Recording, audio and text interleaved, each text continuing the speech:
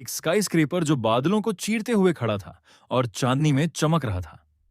उसके ऊपर एक हेरोइन उड़ रही थी। उसकी आवाज गहरी थी। वो बोल रही थी कि उनका कभी ना खत्म होने वाला फाइट अब एंड होने वाला है। नीचे एक आदमी टॉप हैट पहने खड़ा था। उसके फेस पर एक स्माइल थी। क्लैप करते हुए उसने ऐसे शब्द बोले जो आधे तारीफ जैसे थे और आधे इंसल्ट जैसे। स्टारडस्ट को गुस्सा आ गया, लेकिन वो आदमी कामली बोलता है कि उनकी राइवलरी अब खत्म हो गई है, क्योंकि उसके लिए स्टारडस्ट अब इजी और गेस करने लायक बन गई थी। स्टारडस्ट शॉक में रुक गई। वो स्पीचलेस और कंफ्यूज थी। फिर उस लड़के के पैर के पास पर्पल लाइट घूमने लगी। उसने कहा कि ये उनकी लास्ट मीटिंग है, और अगले ही सेकंड उसका बॉडी टुकड़े टुकड़े होकर हवा में डिजिटल पार्टिकल्स की तरह गायब होने लगा। स्टारडस्ट ने पैरों के पास ब्लास्ट किया और हवा में उछल गई। उसने अपना हाथ उसकी तरफ बढ़ाया। वो कुछ अलग दिख रही थी। उस लड़के ने भी नोटिस किया और वो डिसअपियर हो गया। फिर स्टोरी रिवाइंड होती है कुछ साल पहले। एक लड़का स्काईस्क्रेपर की एज पर क्लोक पहने बैठा था और सोल सिटी को देख रहा था। ये था किम डैन, 22 साल का। उसने चुपचाप एक्सेप्ट किया कि वो एक अजीब न्यू वर्ल्ड में आ चुका है। नीचे एक जबरदस्त धमाका हुआ। एक बी रैंक विलन दो सी रैंक हीरोज को मार रहा था। मास्क हाथ में पकड़े डायन को सच समझ आया। वो अपने फेवरेट कॉमिक स्टारडस्ट के अंदर जन्म ले चुका है, और इस दुनिया में हीरोज और विलन्स का फाइट नॉर्मल था। डायन ने डिसाइड किया कि वो विलन बनेगा, लेकिन एक हिडन प्लान के साथ। पर्पल लाइट से वो रूफटॉप्स पर टेलीपोर्ट करने लगा। उसकी सीक्रेट पार्टनर हान सेओ ने पूछा कि वो इतनी सडन मूव्स क्यों कर रहा है, लेकिन उसने कैजुअल टोन में कहा कि टेंशन मत ले। डायन को स्टोरी का फ्यूचर पता था। उसका प्लान सिंपल था, डेंजरस विलन्स को पहले ही खत्म करना और स्टारडस्ट को उसके दुख भरे फ्यूचर से बचाना। उसका पहला टारगेट एक ए रैंक विलन राइनो था। वो एक सेकंड में पिस्टल अपने पास लाया और माइंड पावर से सीधा टेलीपोर्ट करके उसका काम तमाम कर दिया। उसने राइनो के प्लान के पेपर्स देखे। फ्यूचर में वो एस रैंक विलन बनने वाला था। मतलब अब डैन ने फ्यूचर बदल दिया।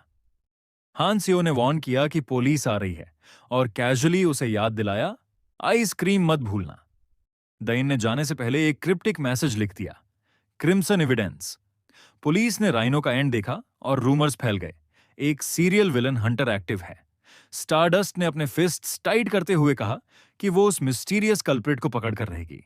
लेकिन प्रॉब्लम यह थी कि पब्लिक उसे विलन नहीं, हीरो समझने लगी। देन कंप्यूटर पकड़कर पैनिक में चिल्लाया कि यह बुरा हुआ, सब बर्बाद हो गया।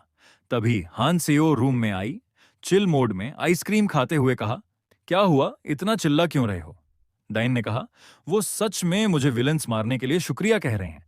इस रेट पर मेरी रेपुटेशन तो और ही बढ़ती ही जाएगी। फिर डेन ने डिसाइड किया, अब वो असली विलन इमेज प्रूव करेगा। उसने स्टेज सेट किया, दो बड़े टावर्स जिनमें सिविलियंस थे। उसने लाइव ब्रॉडकास्ट हाईजैक किया और अपना मास्क्ड फेस पूरे सिटी के स्क्रीन्स पर दिखाया। उसने बताया, मैं वो विलन हूं जिसे लोग ईगोइस्टिक के नाम से जानते हैं। हाँ हाँ, तो तुम जरूर जानना चाहते हो कि असल में ईगोइस्टिक कौन है? जो राइनो को हाल ही में एलिमिनेट किया और उससे पहले एंजोडियाक को, वो मैं ही था। वैसे अब इन छोटी छोटी स्टोरीज को छोड़ देते हैं। क्या तुमने वहां देखा? लोग टीवी देख रहे थे। डाइन ने अपना हाथ एक बिल्डिंग की तरफ करते हुए कहा, मैंने वहां दोनों प्लेस पर बॉम्ब्स लगा दिए हैं। सब पैनिक में आ गए। कुछ भी वर्क नहीं कर रहा था। डोर्स ओपन नहीं हो रहे थे। वो बंदा जो टीवी देख रहा था वो हैरान हो गया। आगे डेन ने कहा, तो फिर क्या हम अब गेम शुरू करें? अगर एक विलन है तो जाहिर है एक हीरो भी होगा, है ना? लगता है सियोल का रैंक हीरो मुझे रोकने के लिए नहीं आएगा। स्टारडस्ट को बुलाओ। तभी स्टारडस्ट ब्लाजिंग एंट्री मारकर आई। लैंड करते ही ग्राउंड क्रैक हो गया और उसका ऑरा चमक उठा। डाइन एक सेकंड के लिए अपना विलन रोल भूल गया। अपनी आइडल को सामने देखकर ब्लश कर गया। फिर उसने अपने आप को संभाला और कॉन्फिडेंट स्माइल के साथ खड़ा हो गया। स्टोरी फिर रिवाइंड होती है। एक 15 साल का किम डाइन टीवी पर गूफी सुपर हीरो शो देख रहा था और एक सिली विलन पर हंसी उड़ा रहा था। आयरनी ये थी कि फ्यूचर में वो खुद वैसा ही ओवर द टॉप विलन बन गया। वापस प्रेजेंट में स्टारडस्ट ने डिमांड किया कि हॉस्टेजेस रिलीज करो। दैन अग्री कर गया। उसने कहा, मैं तुम्हें छोड़ दूंगा, पर मजा तभी आएगा जब टेंशन भी हो। हर बिल्डिंग के एलिवेटर का कंट्रोल मेरे पास है। अभी एक बटन लाइट हुआ है जो नीचे उतरने के लिए है। जब तुम लोग वो बटन दबाओगे, दूसरी बिल्डिंग में रखी बॉम्ब फट जाएगी। समझ गए? मतलब एक बिल्डिंग सेफ रहेगी और दूसरी गिर जाएगी। अब टाइमर चल गया है। सिर्फ 30 मिनट हैं बॉम्ब को रोकने के लिए। उससे पहले जल्दी करो, बटन दबाओ और नीचे उतरो। ये गेम इसी बात पर है। तुम्हारे डिसीजंस और एक्शन से लोगों की जिंदगी बचेगी या खत्म होगी। वैसे भी आगे के लोग सब अजनबी हैं, है ना? आज हम देखेंगे इंसान की सबसे बड़ी सेल्फिशनेस। ये है ईगोइस्टिक का गेम। सिविलियंस पैनिक में आ गए, कुछ चिल्लाए, कुछ चुप हो गए। स्टारडस्ट ने गुस्से से उसकी तरफ देखा। इगोइस्टिक ने कामली बोला कि ये तुम्हारे आइडियल्स का टेस्ट है। उसने बोला, अगर तुम लोगों को इंस्पायर कर पाई और वो 30 मिनट तक होप नहीं छोड़ते तो बॉम्ब्स बंद हो जाएंगे। ड्रोन्स और कैमरास चल पड़े। स्टारडस्ट का चेहरा हर स्क्रीन पर दिखने लगा। स्टारडस्ट ने उन्हें इंस्पायर किया, डरो मत, हिम्मत रखो, तुम स्ट्रांग हो। धीरे धीरे लोग शांत हो गए। दाइन स्माइल कर रहा था। सब उसके प्लान के अकॉर्डिंग चल रहा था। लेकिन अचानक टाइमर ग्लिच हो गया और 5 सेकंड पर आ गिरा। सब लोग डेथ के लिए रेडी हो गए, लेकिन 0 आते ही ड्रोन्स बंद हो गए। हार्मलेस। किसी ने भी दूसरे को सैक्रिफाइस नहीं किया। स्टारडस्ट ने अनाउंस किया, यह ह्यूमैनिटी की असली स्ट्रेंथ है। दाइन शॉक हो गया, फिर हंसते हुए बोला, यह मजेदार था, लेकिन अगला गेम बिल्कुल मैं ही जीतने वाला हूं। तभी स्टारडस्ट उस पर अटैक करने के लिए दौड़ी, लेकिन पंच लगने से पहले ही वो गायब हो गया। शहर ने स्टारडस्ट को हीरो माना और डैन एक अकेली जगह गिर गया, थका हुआ, ब्रोकन, लेकिन अभी भी अपना विलन रोल प्ले करते हुए। डायन का ड्रामेटिक टेलीपोर्ट एक धड़ाम के साथ खत्म हुआ। उसका बॉडी ट्रेम्बल कर रहा था, क्योंकि जितना ज्यादा डिस्टेंस वो टेलीपोर्ट करता था उतना ही उसके बॉडी पे असर पड़ता था। अब उसका कूल विलन स्टाइल टूट गया था और बस आहें निकल रही थीं। हन सेओ ने उसे फ्लोर पे पड़ा हुआ देखा और अनइम्प्रेस्ड फेस बनाया। उसने उसकी हैट चॉइस को इंसल्ट किया और बोला कि उसका विलन आइडेंटिटी बहुत लेम लग रहा है। दैन वीक वॉइस में पानी मांग रहा था। हान सियो ने सिंपैथी नहीं दिखाई, सीधे बोली, खुद ले आ। स्टारडस्ट जो गुस्से में थी, उसने कहा, लोगों के दिलों के साथ खिलवाड़ करना, अगली बार मैं तुम्हें छोड़ूंगी नहीं। आगे दोबारा उसने हेल्प मांगी तो हान सेओ ने उसे बॉटल से पानी पिलाया। दैन फ्लोर पर हांफते खांसते हुए पड़ा रहा। दूसरी तरफ पूरा नेशन सेलिब्रेट कर रहा था। न्यूज आउटलेट्स ने स्टारडस्ट की परफेक्ट रेस्क्यू की तारीफ की। कोई मौत नहीं हुई और मिशन पूरी तरह से सफल रहा। लेकिन पर्दे के पीछे कोरियन हीरो एसोसिएशन ने इमरजेंसी मीटिंग बुलाई। उनके हेडक्वार्टर्स में हर स्क्रीन पर एक ही नाम चल रहा था, ईगोइस्टिक। प्रेसिडेंट पार्क जन-हो खुद ब्रीफिंग लीड कर रहे थे। उन्होंने हिस्ट्री लेक्चर स्किप कर दिया और फ्रेश अपडेट्स मांगी। रिपोर्ट्स क्लियर थीं, बॉम्ब्स कस्टम बिल्ड थे, इतने पावरफुल कि ऑब्जर्वेटरी उड़ा देते। ब्रॉडकास्ट को हाईजैक करना एक्सपर्ट हैकर के बिना पॉसिबल नहीं था। मतलब ईगोइस्टिक अलोन वर्क नहीं कर रहा था। फिर सबसे डराने वाली बात सामने आई, उसकी स्टारडस्ट के लिए दीवानगी। सबूत साफ था, उसने बार बार स्टारडस्ट का नाम लिया, मैसेजेस छोड़े और लाइव ब्रॉडकास्ट में उसी पर फोकस करता रहा। हर निशानी यही दिखा रही थी कि ईगोइस्टिक स्टारडस्ट की खतरनाक ऑब्सेशन में फंसा हुआ एक विलन है। प्रेसिडेंट ने सीधे स्टारडस्ट की तरफ देखा और उसकी राय पूछी। स्टारडस्ट कुछ देर चुप रही, फिर अपना दस्ताना पहना हाथ टेबल पर रखकर सोचने लगी। कुछ पल बाद उसने ठंडी आवाज में कहा, ईगोइस्ट कोई शोमैन नहीं है, वो चालाक है, जुनूनी है और बिना शक एक विलन है। 2 दिन बाद भी किम डइन टेलीपोर्ट का प्राइस चुका रहा था। अपने बेड पर पड़ा हुआ था, जैसे लाइफ से ही फाइट हार गया हो। जब फाइनली उठने की स्ट्रेंथ आई तो सीधे फ्रिज की तरफ गया और बॉटल से डायरेक्टली पानी गटकने लगा। तभी एक शार्प वॉइस आई। वो इतना शॉक हुआ कि पानी स्प्रे कर दिया और सामने हान जियो खड़ी थी, आर्म्स फोल्डेड, जैसे मैनर्स का क्राइम करते हुए उसे पकड़ लिया हो। अंदर ही अंदर डाइन बड़बड़ाया। हन सेयो सिर्फ जीनियस नहीं थी, वो एक लेजेंडरी हैकर भी थी, जो ओरिजिनल स्टोरी में फ्यूचर में एस रैंक विलन बनने वाली थी। हान सियो ने उससे कहा, यह मेरा घर है, पता है ना तुम्हें? क्या तुम ऐसे ही एक्ट करोगे जैसे ये तुम्हारा घर हो? दाइन ने हंसते हुए जवाब दिया, हाँ हाँ, लेकिन घर का खर्चा पानी और बाकी सब तो मैं ही उठा रहा हूं। हान सियो ने गंभीर टोन में कहा, वैसे सीधे बोतल से मत पीना, समझे? कप यूज करो, सिविलाइज्ड इंसान बनो। दाइन मान गया। उसने मुस्कुराते हुए उसका सिर सहलाया। हान सियो शर्माने लगी। उसने अर्जेंट टोन में अनाउंस किया कि एक बड़ी प्रॉब्लम है और अपनी स्ट्रेंथ से डाइन को एक बैग की तरह खींच के कंट्रोल रूम ले गई। हान सेयो ने कहा, क्या तुम्हें वो लड़की याद है जिसके बारे में मैंने पहले बताया था, ली सुबिन? वो हमारी संभावित साथी अपराधी हो सकती है। डाइन ने कहा, क्या? वो लड़की जिसके बारे में तुमने कहा था कि वो डीप वेब पर एक्टिव थी? तुमने कहा था कि लगता है वो मेरी फैन है। हान सियो ने पॉइंट किया, देखो वो रही सुबिन, वो पहले से ही ट्रैक कर रही थी। अपडेट देखकर डाइन शॉक रह गया। यूनियन में कुछ ईगोइस्टिक कॉपीकैट्स ने हॉस्टेजेस पकड़ रखे थे और स्क्रीन पर सुबिन भी दिख रही थी, बिल्कुल खतरे के बीच। लेकिन हान सेओ ने और बड़ी सच्चाई बताई। सुबिन हॉस्टेज नहीं थी, वो खुद टेररिस्ट्स के साथ खड़ी थी। रिपोर्ट्स बहुत गंभीर थीं। कैजुअल्टीज, सैकड़ों हॉस्टेजेस और chaotic स्टैंड ऑफ। दैन का हल्का फुल्का मूड तुरंत गायब हो गया। उसने अपना फिस्ट कस लिया और हान सेओ की तरफ देखा। दोनों ने अपने एक अटूट नियम को याद किया, कभी भी इनोसेंट सिविलियंस को नुकसान नहीं पहुंचाना। डायन का फेस सीरियस हो गया। जो भी करना पड़े उन्हें ये सब एंड करना होगा। इसी बीच स्टारडस्ट बर्निंग बिल्डिंग के ऊपर पहुंच गई। नीचे से स्मोक और स्क्रीम्स आ रही थीं। उसने क्लियरेंस मांगी। सुपीरियर्स ने ऑथोराइज कर दिया, अगर नेगोशिएशन फेल होती है तो घातक कार्रवाई करने की अनुमति है। लेकिन कार्रवाई करने से पहले एक डरावनी रिपोर्ट आई, ईगोइस्टिक शामिल है। उसका दिमाग घूम गया। पहले विलन सिंपल थे, सिर्फ पावर वर्सेस पावर। लेकिन ईगोइस्टिक माइंड गेम्स और पब्लिक ड्रामा करता था। और अब कोई उसका कॉपी कर रहा था। स्टारडस्ट ने गुस्से में दांत भींच लिए, फ्रस्ट्रेटेड। अंदर इम्पोस्टर्स एकदम फ्रीज हो गए। असली ईगोइस्टिक सामने आया तो उनकी आंखें फटी रह गईं। उन्हें लगा जैसे उनका आइडल सच में उन्हें लीड करने आया हो। सब चीयर करने लगे, लेकिन ईगोइस्टिक अनइम्प्रेस था। उसके चेहरे पर इरिटेशन साफ दिखाई दे रहा था, क्योंकि लॉन्ग डिस्टेंस टेलीपोर्टेशन ने उसका हाल खराब कर दिया था। उसने उनकी बकवास एंटरटेन नहीं की। एक ही सेकंड में उसने पूरे रूम को स्कैन किया और टेररिस्ट के हाथ से डेटोनेटर सर्जिकल प्रिसिजन के साथ छीन लिया और उसे मार दिया। रूम साइलेंट हो गया।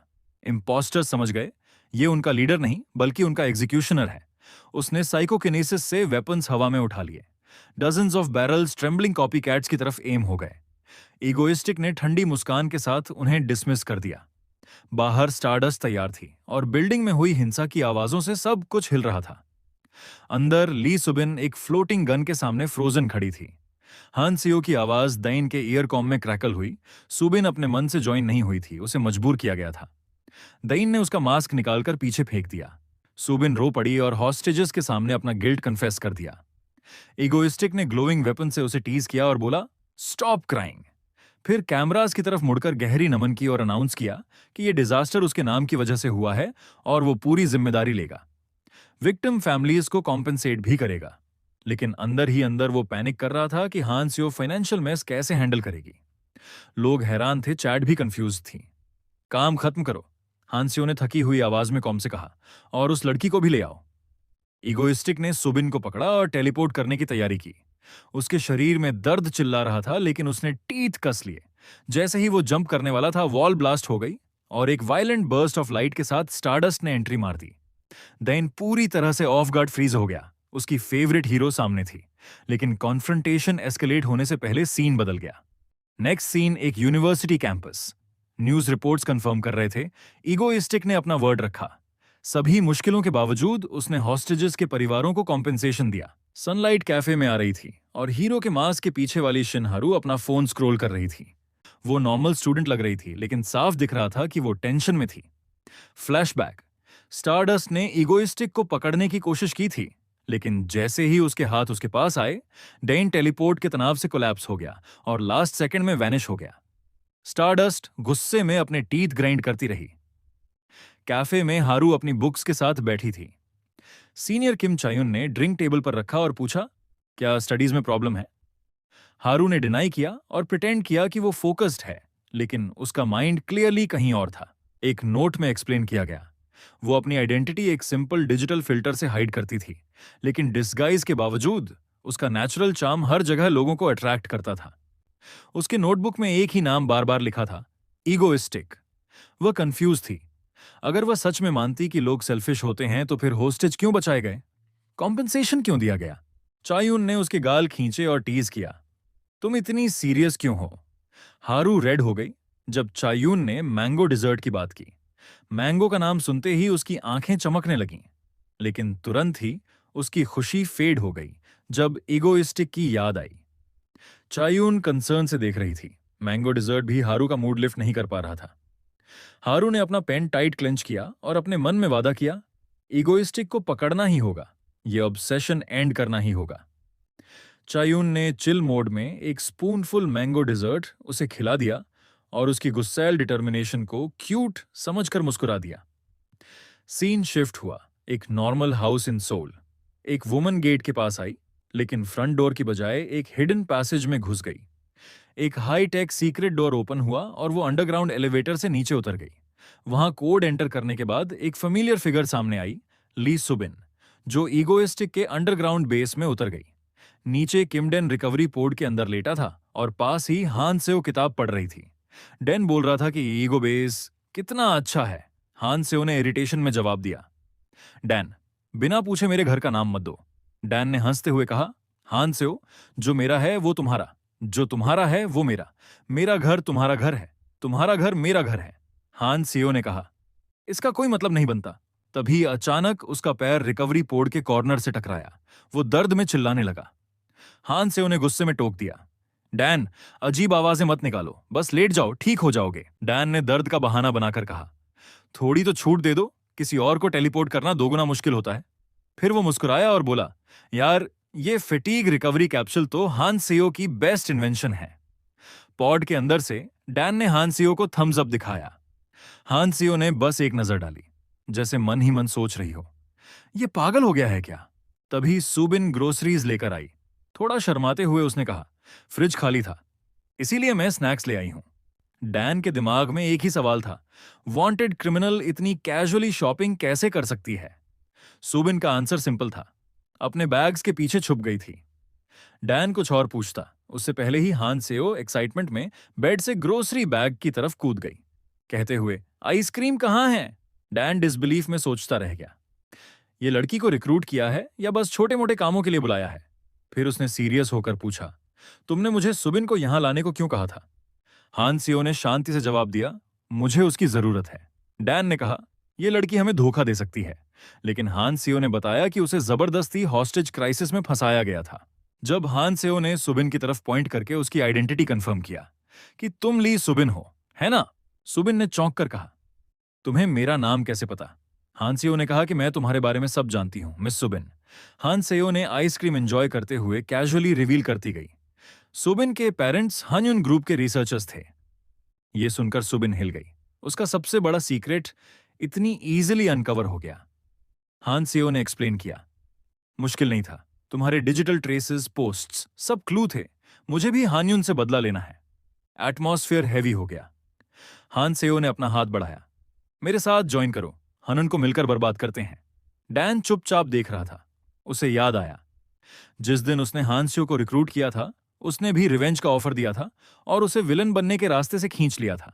पर सुबिन को वो अभी भी साइड कैरेक्टर समझता था। फिर उसने देखा और शॉक हो गया।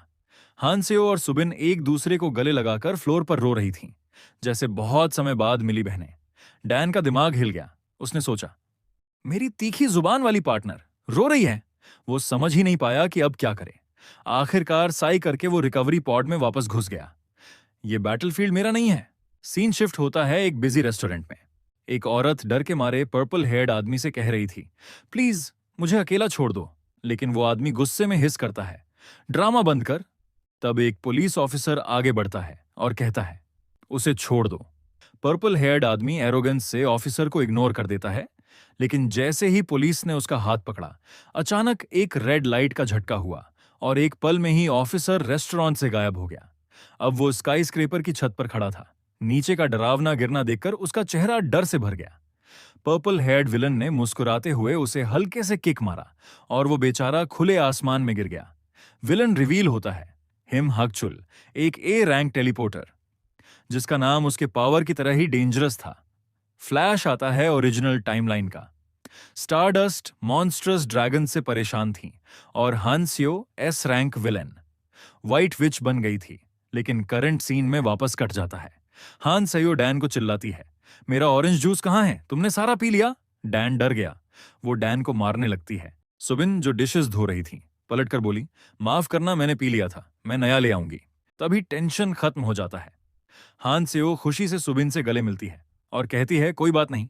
डैन हैरान होकर उन्हें देख रहा था। वैसे हान सेओ, क्या तुम आखिरकार लड़के बनने का नाटक छोड़ चुकी। हान सेओ शर्मा गई और डैन को चिल्लाने लगी। डैन सॉफ्टली हंस पड़ा। कंट्रोल रूम में डैन हान सेओ को देखकर उसकी सच्चाई बताता है।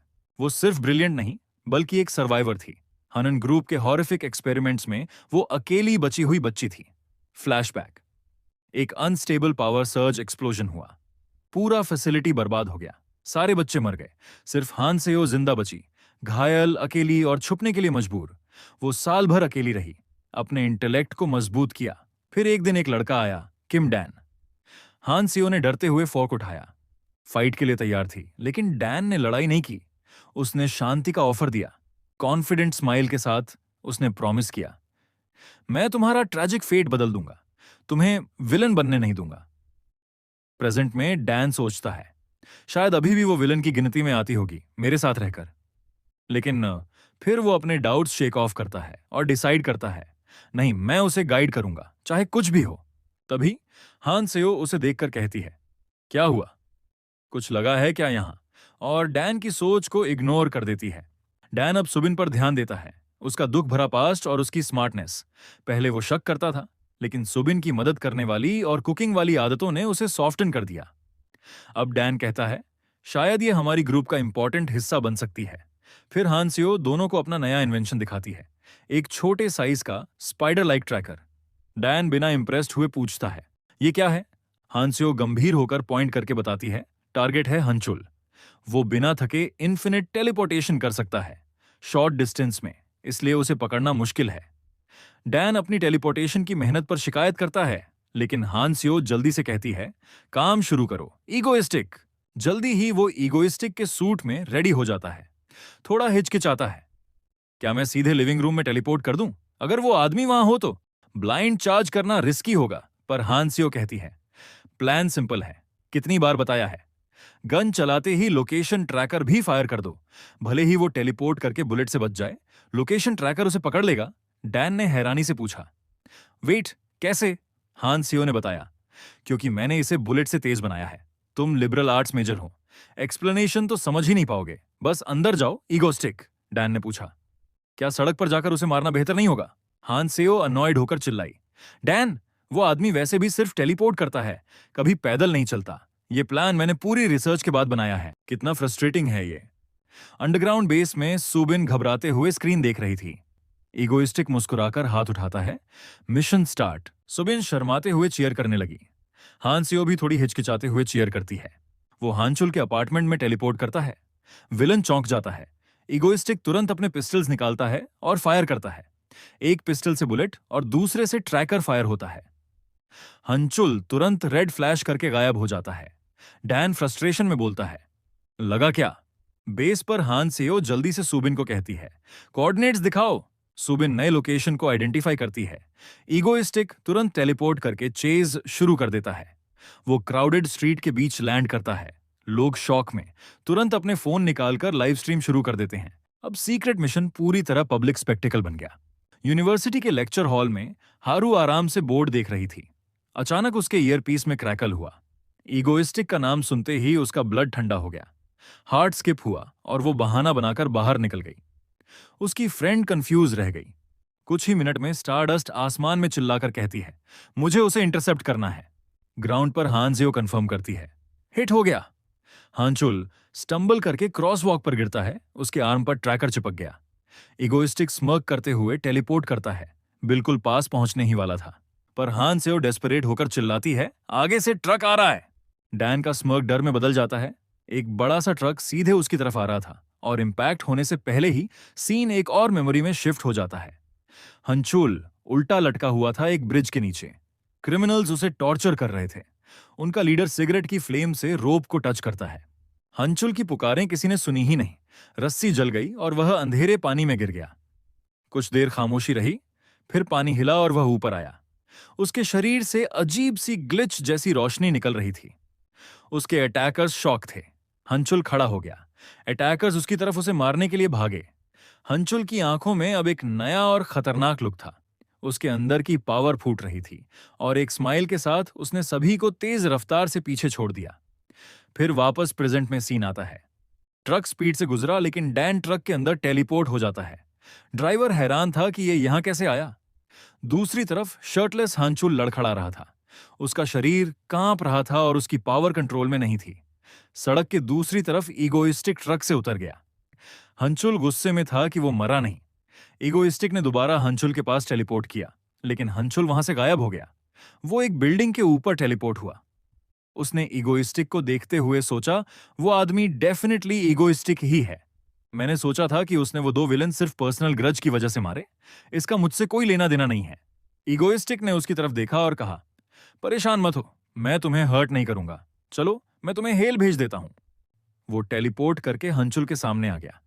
हंचुल जल्दी से फिर टेलीपोर्ट कर गया। वो लोगों के बीच से भाग रहा था और उसके पीछे ईगोइस्टिक गन लेकर पीछा कर रहा था। वो कह रहा था, एक बेकार इंसान आज मारा जाएगा। हंचुल ने गुस्से में एक सिविलियन को पकड़कर उछाल दिया, लेकिन गिरने से पहले डैन टेलीपोर्ट करके उसके पास आ गया और मिड एयर में उसे पकड़ लिया, जैसे कोई स्टेज परफॉर्मर स्टाइलिश एंट्री मार रहा हो।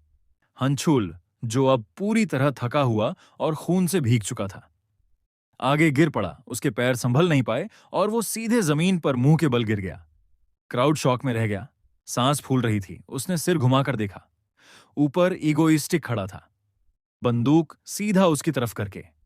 ईगोइस्टिक ने जोर से और साफ सबके सामने कहा, हंचुल के क्राइम्स, उसकी चोरी, उसका वायलेंस, सब पब्लिक के सामने आ चुका है। क्राउड गुस्से में चिल्ला उठा, जस्टिस मांगते हुए। हंचुल चिल्लाया, तुम खुद विलन हो, तुम मुझे जज करने वाले कौन होते हो? लेकिन ईगोइस्टिक बस मुस्कुराता रहा और बोला, हम सेम नहीं हैं। हंचुल का फ्यूचर और उसका एस रैंक, विलन बनने का रास्ता यहीं खत्म हो गया। लेकिन ईगोइस्टिक की आंखें क्राउड की रिएक्शन देखकर फड़क गईं। डर और शॉक की जगह पूरा प्लाजा चीयर कर रहा था, जैसे कोई कॉन्सर्ट देख रहे हो। फोन्स हवा में उठ रहे थे। ईगोइस्टिक ब्लिंक हुआ, सीरियसली, ये लोग सेलिब्रेट कर रहे हैं? थोड़ी साई लेकर उसने सिर झुकाया और नाटकीय अंदाज में झुककर लोगों की तरफ इशारा किया। पब्लिक के बीच हल्की फुसफुसाहट हुई। कुछ लोग क्लैप कर रहे थे, कुछ कंफ्यूज थे। तभी एक दमदार आवाज आई, ईगोइस्टिक। उसने ऊपर देखा। स्टारडस्ट नीचे उतर रही थी। उसकी लैंडिंग से जमीन हिल गई और पूरा क्राउड चुप हो गया। ईगोइस्टिक का स्माइल थोड़ा डगमगा गया। उसके चेहरे पर हल्का ब्लश था। उसे याद आया कि ये वही ऑकवर्ड लड़की है जो अब सीरियस हीरो मोड में खड़ी है। स्टारडस्ट आगे बढ़ी, आंखों में गुस्सा। उसने पूछा, तुम क्या कर रहे हो? इगोइस्टिक ने आराम से हंचुल की तरफ इशारा किया, बस सफाई कर रहा हूं, वही जो कोई भी हीरो करेगा, राइट? स्टारडस्ट और गुस्से में आ गई। इगोइस्टिक ने कहा, एक ए क्लास विलन के लिए क्या हीरोज अपनी मर्जी से उसका तुरंत फैसला नहीं कर सकते? स्टारडस्ट ने उससे पूछा, इगोइस्टिक, क्या तुम हीरो हो? उसने कहा, नहीं, मैं विलन हूं। उसने क्लैप करते हुए बोला, विलन होते हुए भी मैंने यहां जस्टिस किया। लॉ के हिसाब से यह गलत है, पर मैंने फिर भी किया। तुम जस्टिस में बहुत स्ट्रांग हो, इसलिए तुम्हें रिस्पेक्ट करता हूं। और कहता है, लेकिन अब मुझे रिट्रीट कर लेना चाहिए। क्राउड धीरे धीरे बोलने लगे कि स्टारडस्ट लेट आई और इगोइस्टिक ने सब जल्दी से खत्म कर दिया। उसने लॉ तोड़कर एक विलन को मारा था। लेकिन तभी भी क्राउड इगोइस्टिक का साथ दे रही थी। इगोइस्टिक भी हैरान हुआ। ये तो प्लान के हिसाब से नहीं था। उसने जल्दी से कहा, याद रखो, मैं विलन हूं, अगर पकड़ सको तो पकड़ो, स्टारडस्ट। फिर उसने एक शानदार बो किया और वायलेट एनर्जी के स्वर्ल में गायब हो गया। स्टारडस्ट गुस्से में रह गई। प्लाजा में साइलेंस था। स्टारडस्ट गंभीर होकर खड़ी थी। उसके लिए यह साबित कर रहा था कि ईगोइस्टिक स्पॉटलाइट चुरा रहा है, लेकिन उसके दिल में यह एक और बोझ बन गया था। दूसरी तरफ ईगोइस्टिक जमीन पर गिरा, थक कर। उसके साथी भागते हुए आए और उसे खींच कर ले गए। ईगोइस्टिक का बॉडी बैडली डैमेज था। जब उसे ले जाया जा रहा था, उसका फोन बार बार रिंग कर रहा था। न्यूज नोटिफिकेशंस आ रही थीं। हेडलाइंस हर जगह थीं। Egoistic, hero of the day. लोग स्टारडस्ट को क्रिटिसाइज कर रहे थे और ईगोइस्टिक को एडमायर कर रहे थे। दूसरी तरफ स्टारडस्ट एक बिल्डिंग की छत पर खड़ी थी। उसने भी वही आर्टिकल्स और फोरम्स देखे जिनमें लोग ईगोइस्टिक को हीरो बोल रहे थे। सब कह रहे थे कि अगर हीरोज केपेबल होते तो ये काम ईगोइस्टिक को करना नहीं पड़ता। ये बातें उसके दिमाग में घूमती रहीं। स्टारडस्ट पूरी रात सोचती रही। हंचुल का डेड बॉडी, ईगोइस्टिक के वर्ड्स और लोगों की क्रिटिसिज्म उसके खिलाफ थे। फिर एक फ्लैशबैक दिखाया जाता है। स्टारडस्ट की असली आइडेंटिटी हारू थी, एक 17 साल की साधारण लड़की। उसके पेरेंट्स एक रेनी नाइट में एक क्रिमिनल के हाथ से मर गए थे। वो क्रिमिनल सिर्फ उनका वॉलेट और कार्ड्स लेना चाहता था और बिना किसी पछतावे के उन्हें मार दिया। जब उसने हारू पर गन पॉइंट किया तो लकीली बुलेट्स खत्म हो गईं। क्रिमिनल हंसते हुए उसे लकी गर्ल कहकर छोड़ गया। हारू अपनी माँ बाप की लाश पकड़े रोती रही और अंदर से प्रॉमिस किया कि वह एक दिन बदला लेगी। उसी रेनी नाइट में एक पावरफुल लाइट आकर हारू पर गिरती है। उसी दिन से वह स्टारडस्ट बन जाती है, एक हीरो। वापस करंट टाइम में सीन ईगो बेस में शिफ्ट होता है। कैप्सूल के अंदर इगोस्टिक यानी डैन दर्द के साथ उठा। उठते ही एक ब्राइट लाइट उसने देखी। हान सीओ थी जो उसे कह रही थी कि वो उठकर देखे। उसने उसके लिए खाना भी लाया और बोला कि अब इगोस्टिक इंटरनेट पर ट्रेंड कर रहा है। सब लोग इसके बारे में बात कर रहे हैं कि इगोस्टिक ने क्लास ए टेलीपोर्ट विलन को मारा। फिर हान सीओ डिटेल में बताती है कि लोग अब जान गए हैं कि इगोस्टिक ने राइनो और एंजोडियाक जैसे बड़े विलन्स को सीक्रेटली खत्म किया था, और फिर बैंक रॉबरी वाले केस में भी उसने इनोसेंट्स को बचाया और विक्टिम्स को रिवॉर्ड दिया। आर्टिकल्स लिख रहे थे कि इगोस्टिक ने 0 इनोसेंट किल किया है और सिर्फ विलन्स को क्लीन अप किया है। इस वजह से अब लोग उसे विलन के बजाय हीरो समझने लगे हैं। 8,000 से ज्यादा लोगों ने वोट किया कि इगोस्टिक एक हीरो है, और सिर्फ बहुत कम लोग उसे विलन मानते हैं। यह सुनकर इगोस्टिक टेंशन में आ गया। फिर उसने पूछा कि लोग स्टारडस्ट के बारे में क्या कह रहे हैं। हान से वो गुस्से में बोली कि क्यों वो हमेशा स्टारडस्ट की ही चिंता करता है, लेकिन फिर उसने बता दिया कि स्टारडस्ट के लिए सेंटिमेंट नेगेटिव हो गया है। लोग कह रहे हैं कि वो क्लास ए हीरो होने के बावजूद बस वीकेस्ट है। दूसरे दो ए क्लास हीरोज शैडो वॉकर और सिकले ने हजारों लोग सेव किए, लेकिन स्टारडस्ट ने ऐसा कुछ नहीं किया। डैन ये सुनकर शॉक में चला गया। उसने तो हमेशा स्टारडस्ट की मदद करने की सोची थी, लेकिन अब उसका प्लान उल्टा हो गया था। हांसियो एक्साइटेड होकर बोली कि लोग अब एक शॉप खोल चुके हैं, मैंगोस्टिक नाम से, इगोस्टिक के नाम पर एक फनी ट्विस्ट, और फैंस वहां बहुत आ रहे हैं। यह सुनकर डैन गुस्से में बोला कि दुनिया पागल है जो एक विलेन का फैन बन रही है। वो मायूसी में घुटनों पर बैठ गया और बोला कि उसे अब करना पड़ेगा कुछ ऐसा ताकि लोग उसे सच में विलेन समझें। उसने अनाउंस किया कि अब वो अगला बड़ा अटैक करेगा। उसने हांसियो और सुबिन दोनों से कहा कि प्रिपरेशन करें। सब शॉक्ड हो गए, पर डैन ने कहा कि अब वो प्रूव करेगा लोगों को कि वो एक विलन है और स्टारडस्ट एक हीरो। और दूसरी तरफ स्टारडस्ट अपनी सिविल फॉर्म हारू में थी। वो अपना फेवरेट मैंगो जूस एंजॉय कर रही थी कैफे में, लेकिन उसके दिमाग में वही थॉट्स चल रहे थे। लोग अब उससे ज्यादा इगोस्टिक को एडमायर कर रहे हैं। उसने साई किया और सोचा कि अब सारे सिटीजन्स इगोस्टिक के लिए ज्यादा एक्साइटेड हो गए हैं और वो खुद लोगों की नजरों में डाउन है। कहानी में बताया गया कि लोग अब इगोस्टिक की बहुत बातें कर रहे हैं क्योंकि वह लगातार विलन्स को पकड़ और खत्म कर रहा है। इसके उलट हीरोज क्रिमिनल्स के साथ इतने सख्त नहीं होते। ये देखकर स्टारडस्ट सोचने लगती है कि आखिर क्यों लोग उसे इतना क्रिटिसाइज कर रहे हैं और एक विलन को पसंद कर रहे हैं, जबकि वो तो हीरो बनकर अपनी पूरी कोशिश करती है। इससे उसका मन बहुत नीचे गिरता है और वो थोड़ा डिप्रेस्ड फील करने लगती है, लेकिन ज्यादा देर तक डिप्रेस्ड नहीं रहना चाहती। तो वो अपने आप को मोटिवेट करने की कोशिश करती है। उसने अपने गालों पर हल्के से थप्पड़ मारे और कहा कि मुझे संभलना होगा। यह एक्शन वहीं बैठी उसकी फ्रेंड चायुन देख लेती है। चायुन ने पूछा कि हारू तू अचानक अपने गालों पे थप्पड़ क्यों मार रही है। फिर उसने मुस्कुराते हुए कहा कि फिलहाल सबसे अच्छा यही होगा कि काम से थोड़ा ब्रेक ले लें क्योंकि मौसम बहुत अच्छा है। हारू ये सुनकर हल्की सी मुस्कुराई और उसका मूड थोड़ा अच्छा हो गया। चायुन, जो उसकी दोस्त थी, उसे और खुश करने के लिए बोली कि उसके पास कुछ फनी है दिखाने के लिए। उसने अपना मोबाइल निकाला और हारू को एक वायरल इमेज दिखाई। वो एक डांसिंग मैंगो था जिसका रूप इगोस्टिक जैसा कर दिया गया था। अब लोग उसे मैंगोस्टिक कहने लगे थे। चयून ने हंसते हुए जोड़ा कि जब से उसने मैंगोस्टिक देखा उसे इगोस्टिक कुछ इंटरेस्टिंग लगने लगा है। ये सुनते ही हारू की स्माइल एकदम गायब हो गई और उसका चेहरा बहुत गुस्से में बदल गया। स्टारडस्ट के लिए यह सोचना मुश्किल था कि उसकी अपनी दोस्त को भी इगोस्टिक इंटरेस्टिंग लगने लगे, और उसी समय चयुन ने कहा कि रियल इगोस्टिक अभी लाइव ब्रॉडकास्ट कर रहा है। उसने फिर से मोबाइल दिखाया ताकि हारू को उसका स्ट्रीम दिखा सके। हारू शॉक में आ गई और उसी वक्त हीरो एसोसिएशन ने उसे अर्जेंट बुलावा भेजा। उसे वहीं जाना था जहां से इगोस्टिक लाइव स्ट्रीम कर रहा था। तुरंत हारू उठी और अपनी फ्रेंड से कहा कि उसे अर्जेंट काम करना है। वो टेबल छोड़कर सीधा बाहर निकल गई। उसके चेहरे पर डिटर्मिनेशन और गुस्सा था। उसका मन बस एक ही चीज कह रहा था, इगोस्टिक को दोबारा सामने पाकर इस बार उसे पकड़ना ही होगा। सीन स्विच होता है इगोस्टिक की ओर। वो एक छोटे से पहाड़ जैसी जगह पर रेलवे ट्रैक के पास खड़े होकर लाइव ब्रॉडकास्ट कर रहा था।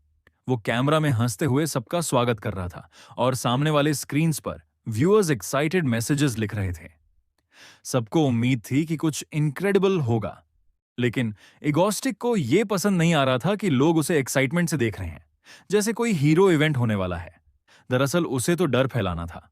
और सबसे बुरा उसे ये लगा कि फोन पर क्लियरली दिख रहा था कि हान सेओ सही बोल रही थी। वो सोशल मीडिया पर अब एक हीरो की तरह ट्रेंड कर रहा था। लोग उसे विलन नहीं बल्कि हीरो मैंगोस्टिक कह रहे थे। ईगोस्टिक को यह बर्दाश्त नहीं हुआ। उसने कैमरा की ओर एक इविल स्माइल के साथ कहा कि लोग गलत फहमी में हैं।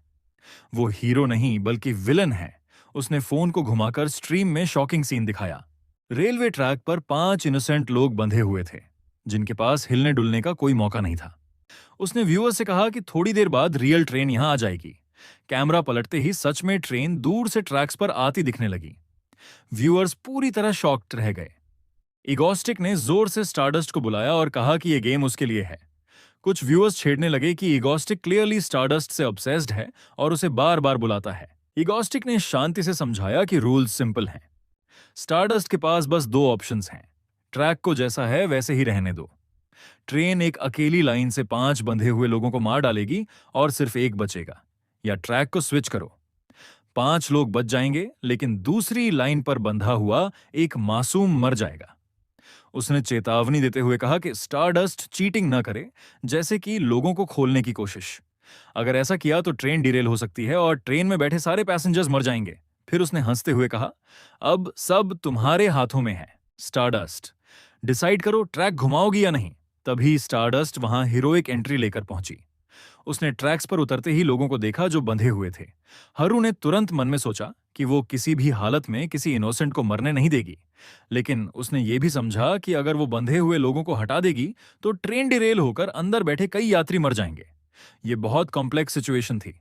स्टारडस्ट ने आंखें बंद की और गहराई से सोचा कि क्या करना सही होगा जिससे किसी की भी जान न जाए। इगोस्टिक मीनवाइल कैमरा पर व्यूअर्स से बात कर रहा था।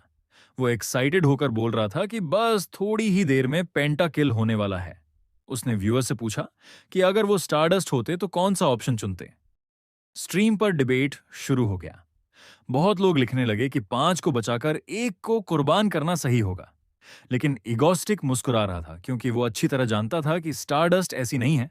वो किसी को भी मरने नहीं देगी, और बिल्कुल वैसा ही हुआ। स्टारडस्ट ने दोनों ऑप्शंस रिजेक्ट कर दिए और अपना खुद का रास्ता चुना, सीधे ट्रेन से भिड़ना। यह देखकर इगोस्टिक बहुत खुश हुआ। उसने सोचा कि सब परफेक्ट चल रहा है, जैसा उसने प्लान किया था। उसने व्यूअर्स को बताया कि आज का पूरा सेटअप उसने खुद किया है।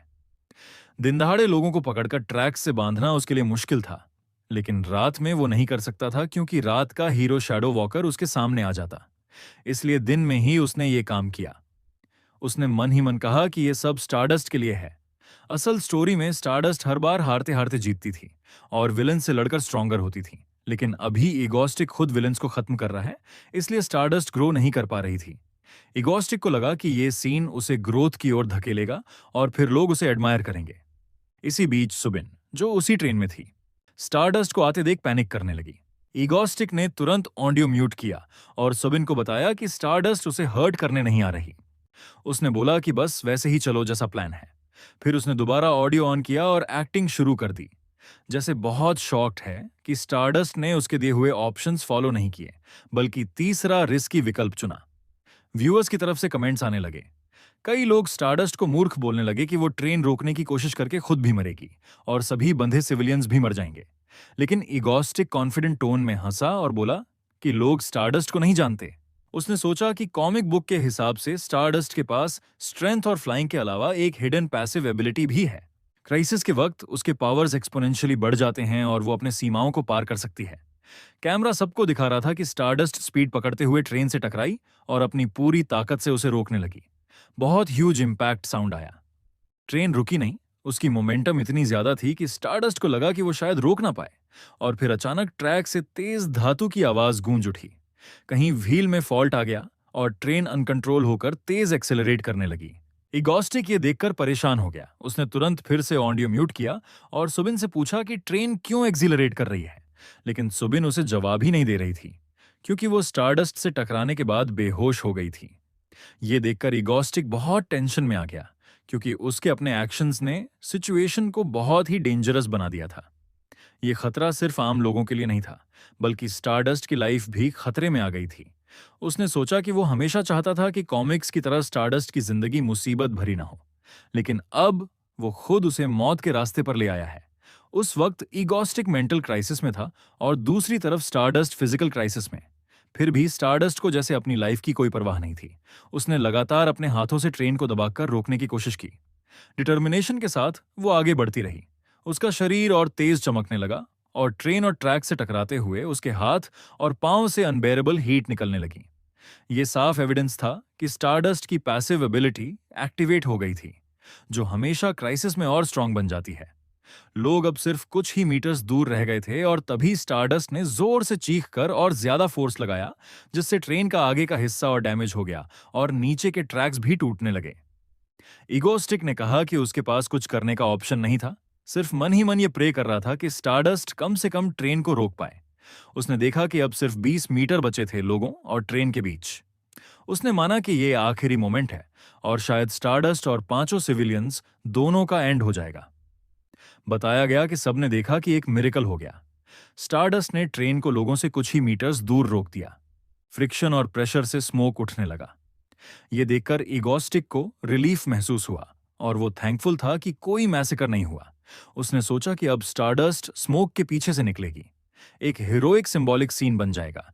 लेकिन जब स्मोक धीरे धीरे खत्म होने लगा और स्टारडस्ट अभी तक सामने नहीं आई, तब उसने सोचा शायद वो मर गई हो। उसने दिल में दर्द महसूस किया, लेकिन धीरे धीरे एक थकी हुई फिगर सामने आई। स्टारडस्ट थी। वो अभी भी अपने हीरोइक स्टांस में खड़ी थी, लेकिन पूरी तरह थक चुकी थी।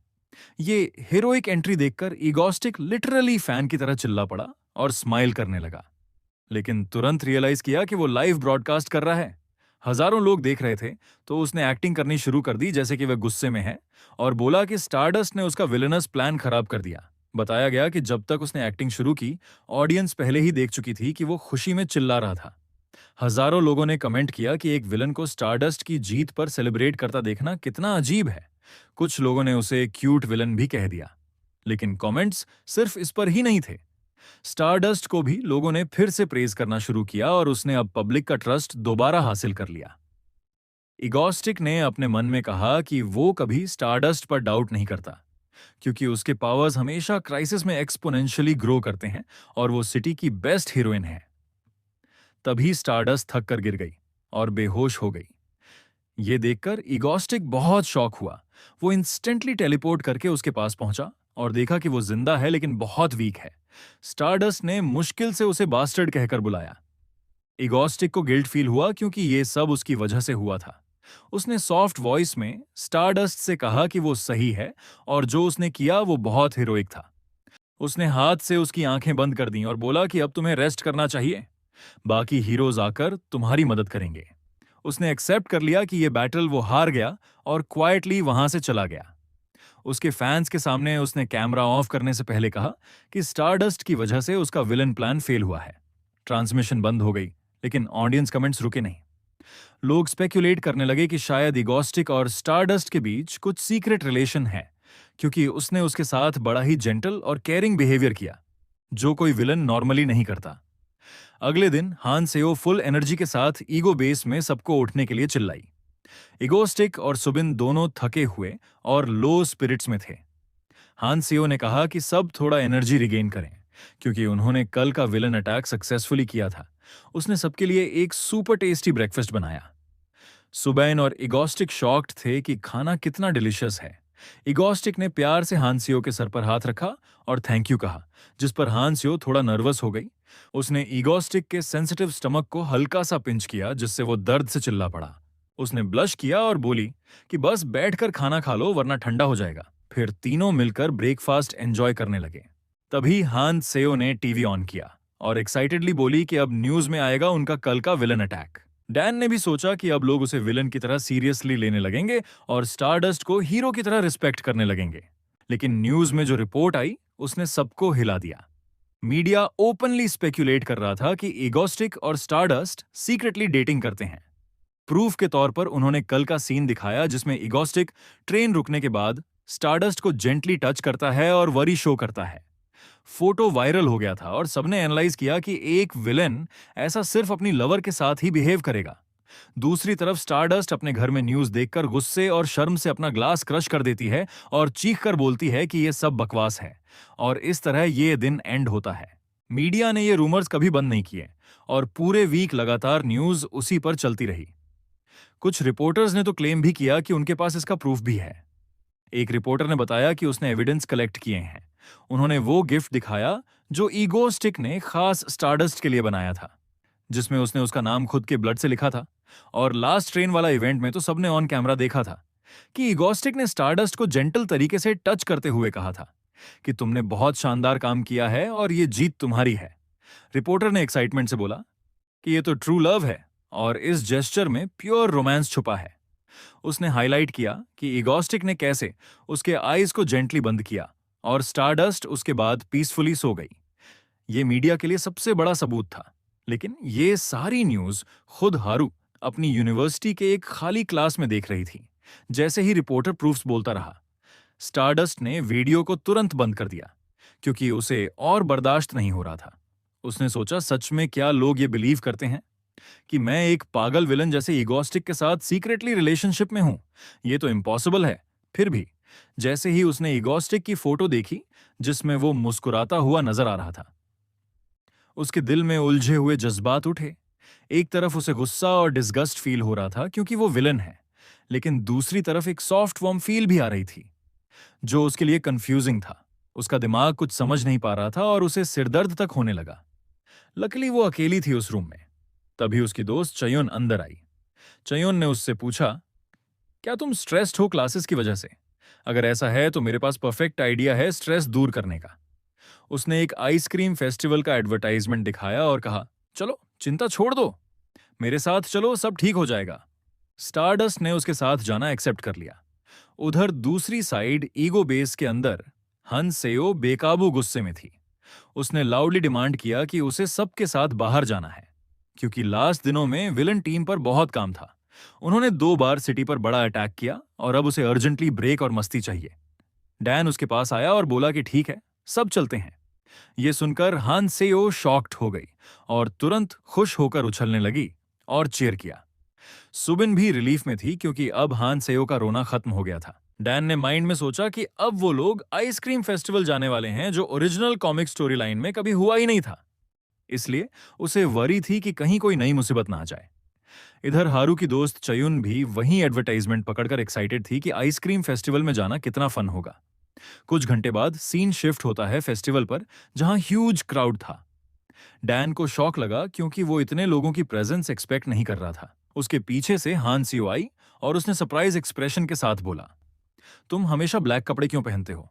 डैन ने कॉन्फिडेंटली जवाब दिया, क्योंकि ब्लैक एक आदमी का कलर होता है। यह सुनकर हान सेओ जोर से हंसने लगी और अपना आइसक्रीम एंजॉय किया। उसी पल डैन ने नोटिस किया कि उसकी स्माइल कितनी ब्राइट है और उससे खुशी हुई कि वो उस पर ट्रस्ट करती है और फ्रीली एंजॉय कर रही है। सोचा कि शायद आज का दिन फेस्टिवल में जेन्युइनली हैप्पी होगा। हान सेओ एक स्टॉल से दूसरे स्टॉल तक भाग रही थी और हर नए फ्लेवर को एंजॉय कर रही थी जैसे एक बच्ची हो। ये देख सुबिन भी सॉफ्टली स्माइल करती रही। सुबिन ने एक चेहरा छुपाने वाला फिल्टर लगा रखा था क्योंकि बैंक अटैक वाली लाइव स्ट्रीम में उसका चेहरा रिवील हो चुका था। फिर डैन ने भी अलग फ्लेवर्स टेस्ट करने स्टार्ट किए और उसे एक आइसक्रीम फ्लेवर इतना पसंद आया कि उसने सुबिन को भी जरूर टेस्ट करने को बोला। उसने अपनी स्पून में थोड़ा उठाया और डायरेक्टली सुबिन के माउथ के सामने होल्ड कर दिया। सुबिन एकदम रेड हो गई और नर्वस थी। तब हान सेओ ने कैजुअली बोला, इतनी देर क्यों लगा रही हो, जल्दी टेस्ट करो। सुबिन नर्वस थी और सोच रही थी कि अगर उसने स्पून को टच किया तो इनडायरेक्टली वो डैन को किस करेगी, लेकिन लास्ट में उसने स्पून से आइसक्रीम ट्राई किया और एम्बैरेसमेंट भूलकर सिर्फ खुशी महसूस की। कितना टेस्टी था। उधर हान सेओ कंटिन्यूअस खाती जा रही थी और जैसे ही अपना आइसक्रीम फिनिश किया वो डायरेक्टली नेक्स्ट स्टॉल भाग गई। ये स्टॉल मैंगो फ्लेवर वाला था और वहीं उसकी आंख लिटरली शाइन करने लगी। उसने वेंडर से जल्दी से एक कोन मांग ली। डैन और सुबिन भी कैजुअली उसके पीछे आए। वेंडर ने उन्हें देखा और बोला, कितनी प्यारी फैमिली है तुम्हारी और कितनी क्यूट और एनर्जेटिक बेटी है। ये सुनकर डैन ने थोड़ी ऑकवर्ड स्माइल दी।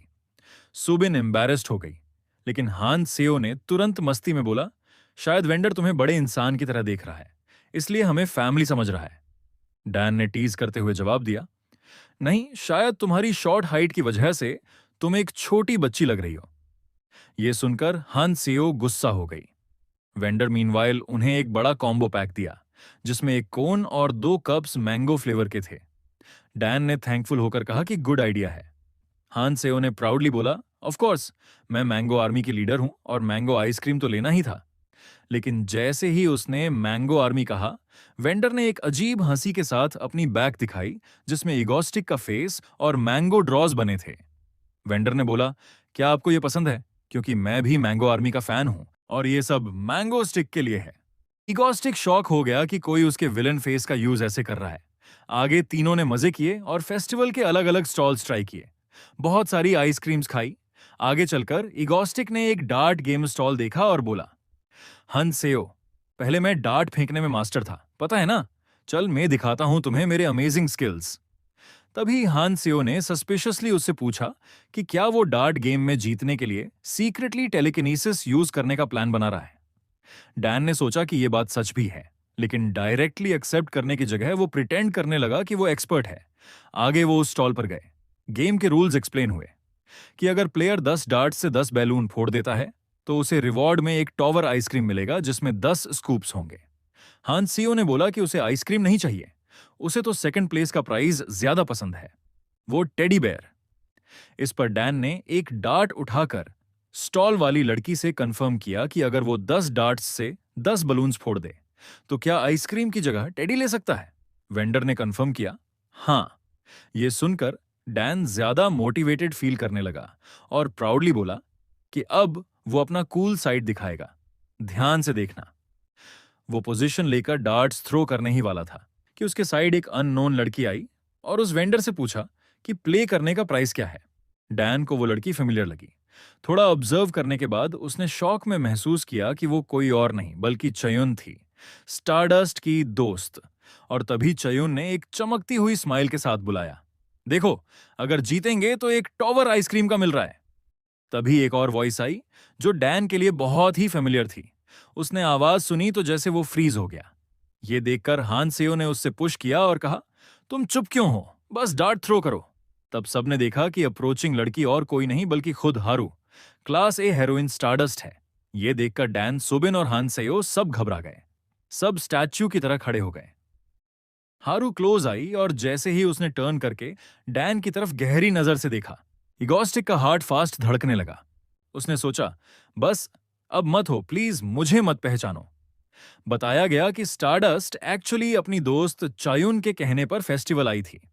चायुन ने उसे खींचकर हर आइसक्रीम फ्लेवर खिलाते हुए फेस्टिवल में ले गई। हारू पहले नहीं चाहती थी, लेकिन धीरे धीरे आइसक्रीम खाते खाते खुश होने लगी। इस वजह से चायुन भी खुश थी, क्योंकि हारू दोबारा स्माइल कर रही थी। लेकिन एक मैंगो फ्लेवर स्टॉल पर प्रॉब्लम आई, क्योंकि वेंडर ने मैंगो स्टिक का फोटो पीछे लगा रखा था। यह देखकर हारू का ब्राइट फेस दोबारा स्ट्रेस और गुस्से में बदल गया। जबकि चायुन एगोस्टिक की फैन निकली और उस वेंडर की फालतू बातें सुनकर वो खुश हो गई। फिर दोनों दोस्त और स्टॉल्स पर गए। हारू अब थोड़ी रिलैक्स मोड में आ गई और उसने सोचा, काफी समय बाद मैं ऐसे पीसफुल महसूस कर रही हूं। ये उसके लिए एक रिमाइंडर था कि एक दिन ऑर्डिनरी भी हो सकता है। तभी दोनों आइसक्रीम खाकर डार्ट गेम वाले स्टॉल पर पहुंचे और तभी वो इगोस्टिक की टीम से मिले। ये एग्जैक्ट वही स्टॉल था जहां इगोस्टिक फ्रीज हो चुका था। हारू उन्हें देखकर बस ये सोच रही थी कि स्टॉल पर सिर्फ एक फैमिली खड़ी है, क्योंकि वेंडर ने पहले कहा था कि वो एक फैमिली है।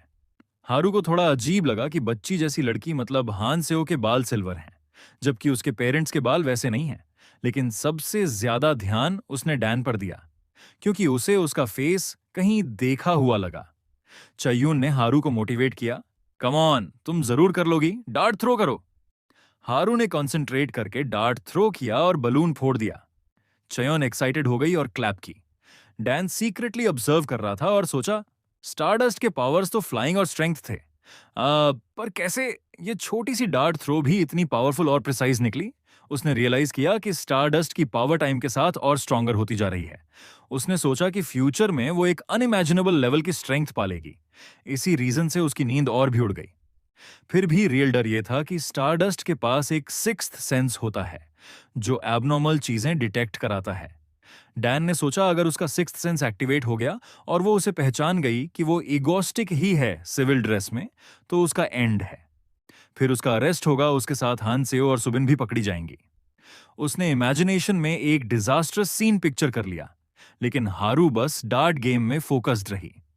उसने सभी 10 बलून्स फोड़ दिए। चयुन ने क्लैप किया और खुशी से चिल्लाई, 10 में से 10। उसे एक बड़ा रिवॉर्ड ट्रॉफी मिला, 10 स्कूप आइसक्रीम टॉवर।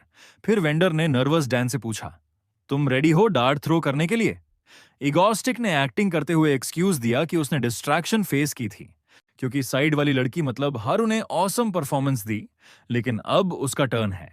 उसने प्ले किया और बोला, ध्यान से देखो, अब मैं दिखाऊंगा स्किल्स।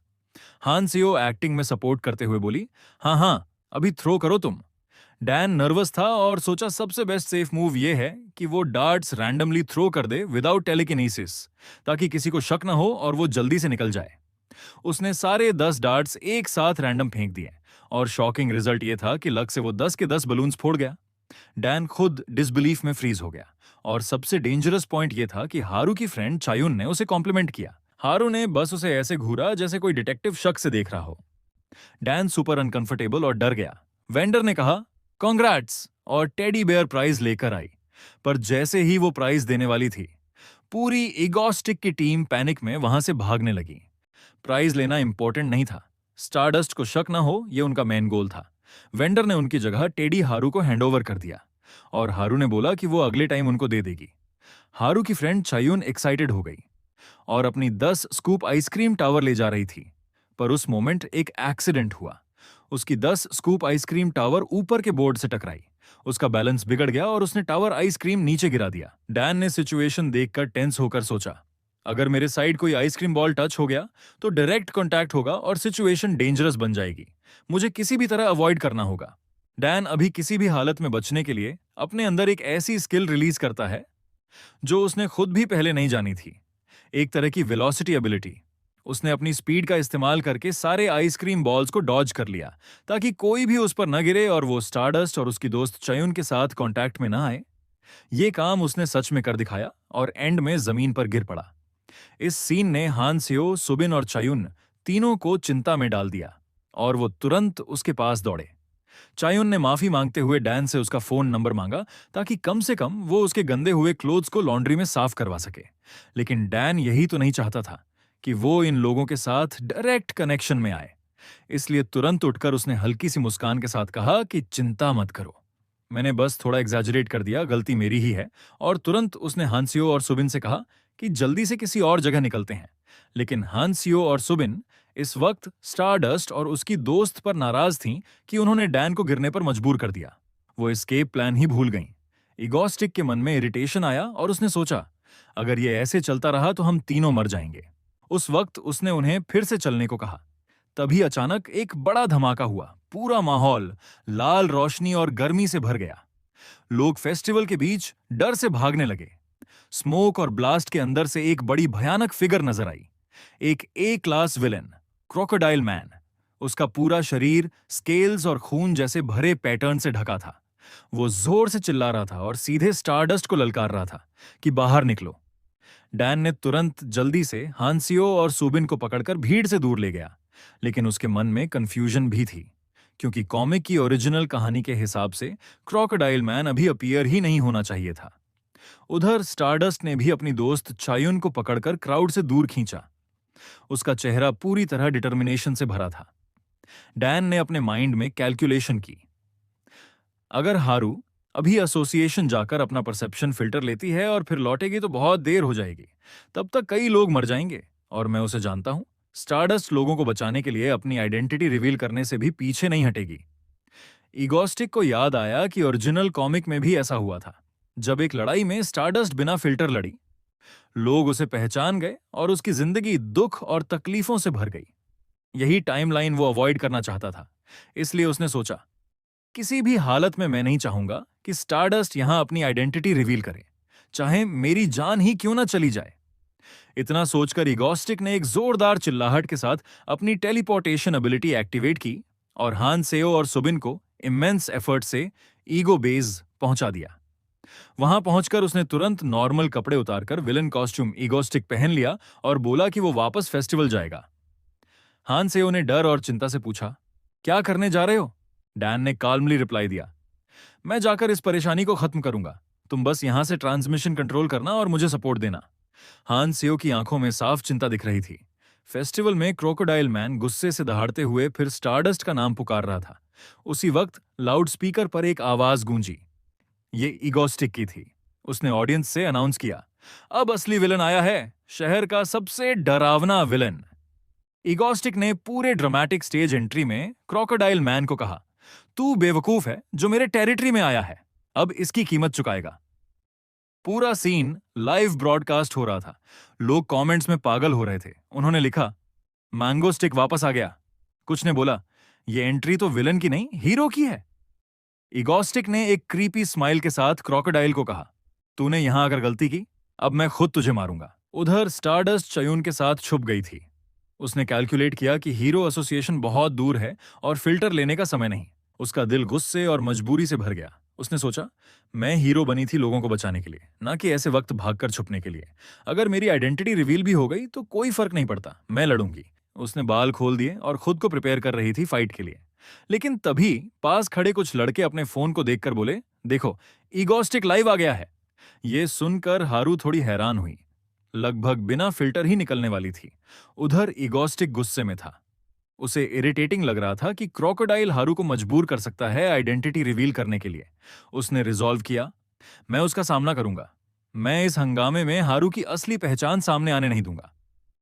ईगोस्टिक ने क्रोकोडाइल से डायरेक्टली कन्फ्रंट करके कहा, अब सामना कर मुझसे, मैं सबसे बड़ा विलन हूं। क्रोकोडाइल कंफ्यूज होकर बोला, इतना अक्कड़ मत दिखा। मैंने बस न्यूज में सुना है कि तू स्टारडस्ट के साथ फ्लर्ट करता फिरता है।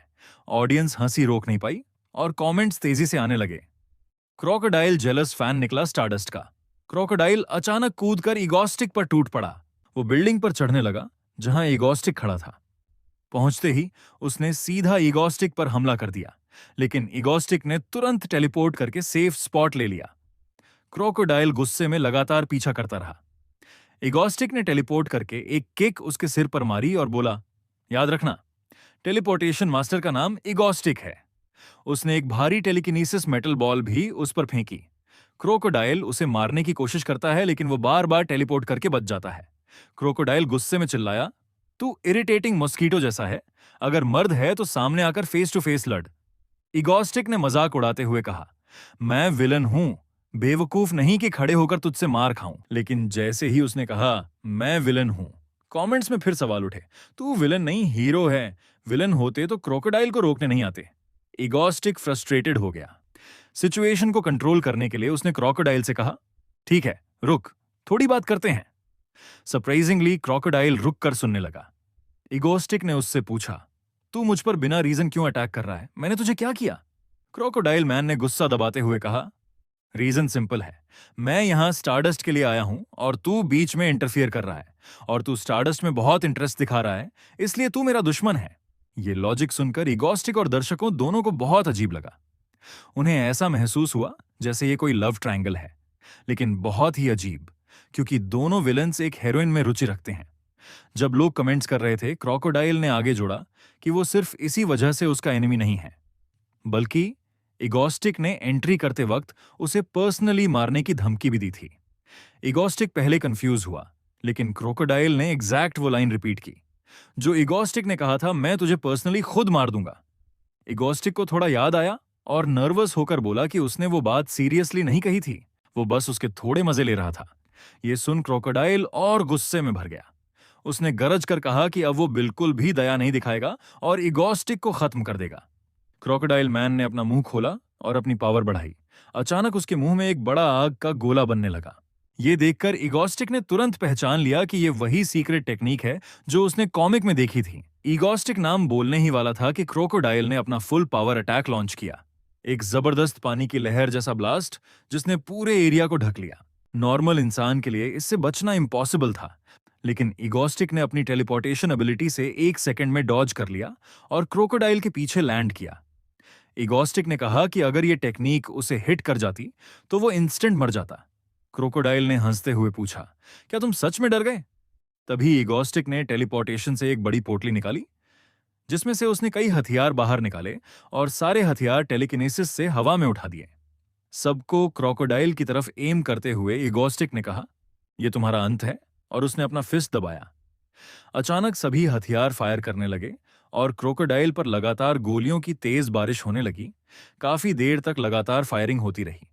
इगोस्टिक दूर हटकर देख रहा था, क्यूरियोसिटी से सोचते हुए कि शायद उसने फाइनली इस बास्टर्ड को खत्म कर डाला। लेकिन ऐसा नहीं हुआ। एक जोरदार चिल्लाहट के साथ क्रोकोडाइल ने पूरा स्मोक हटा दिया। उसने चिल्लाकर कहा कि साधारण गोलियां कभी उसकी स्किन में घुस नहीं सकती।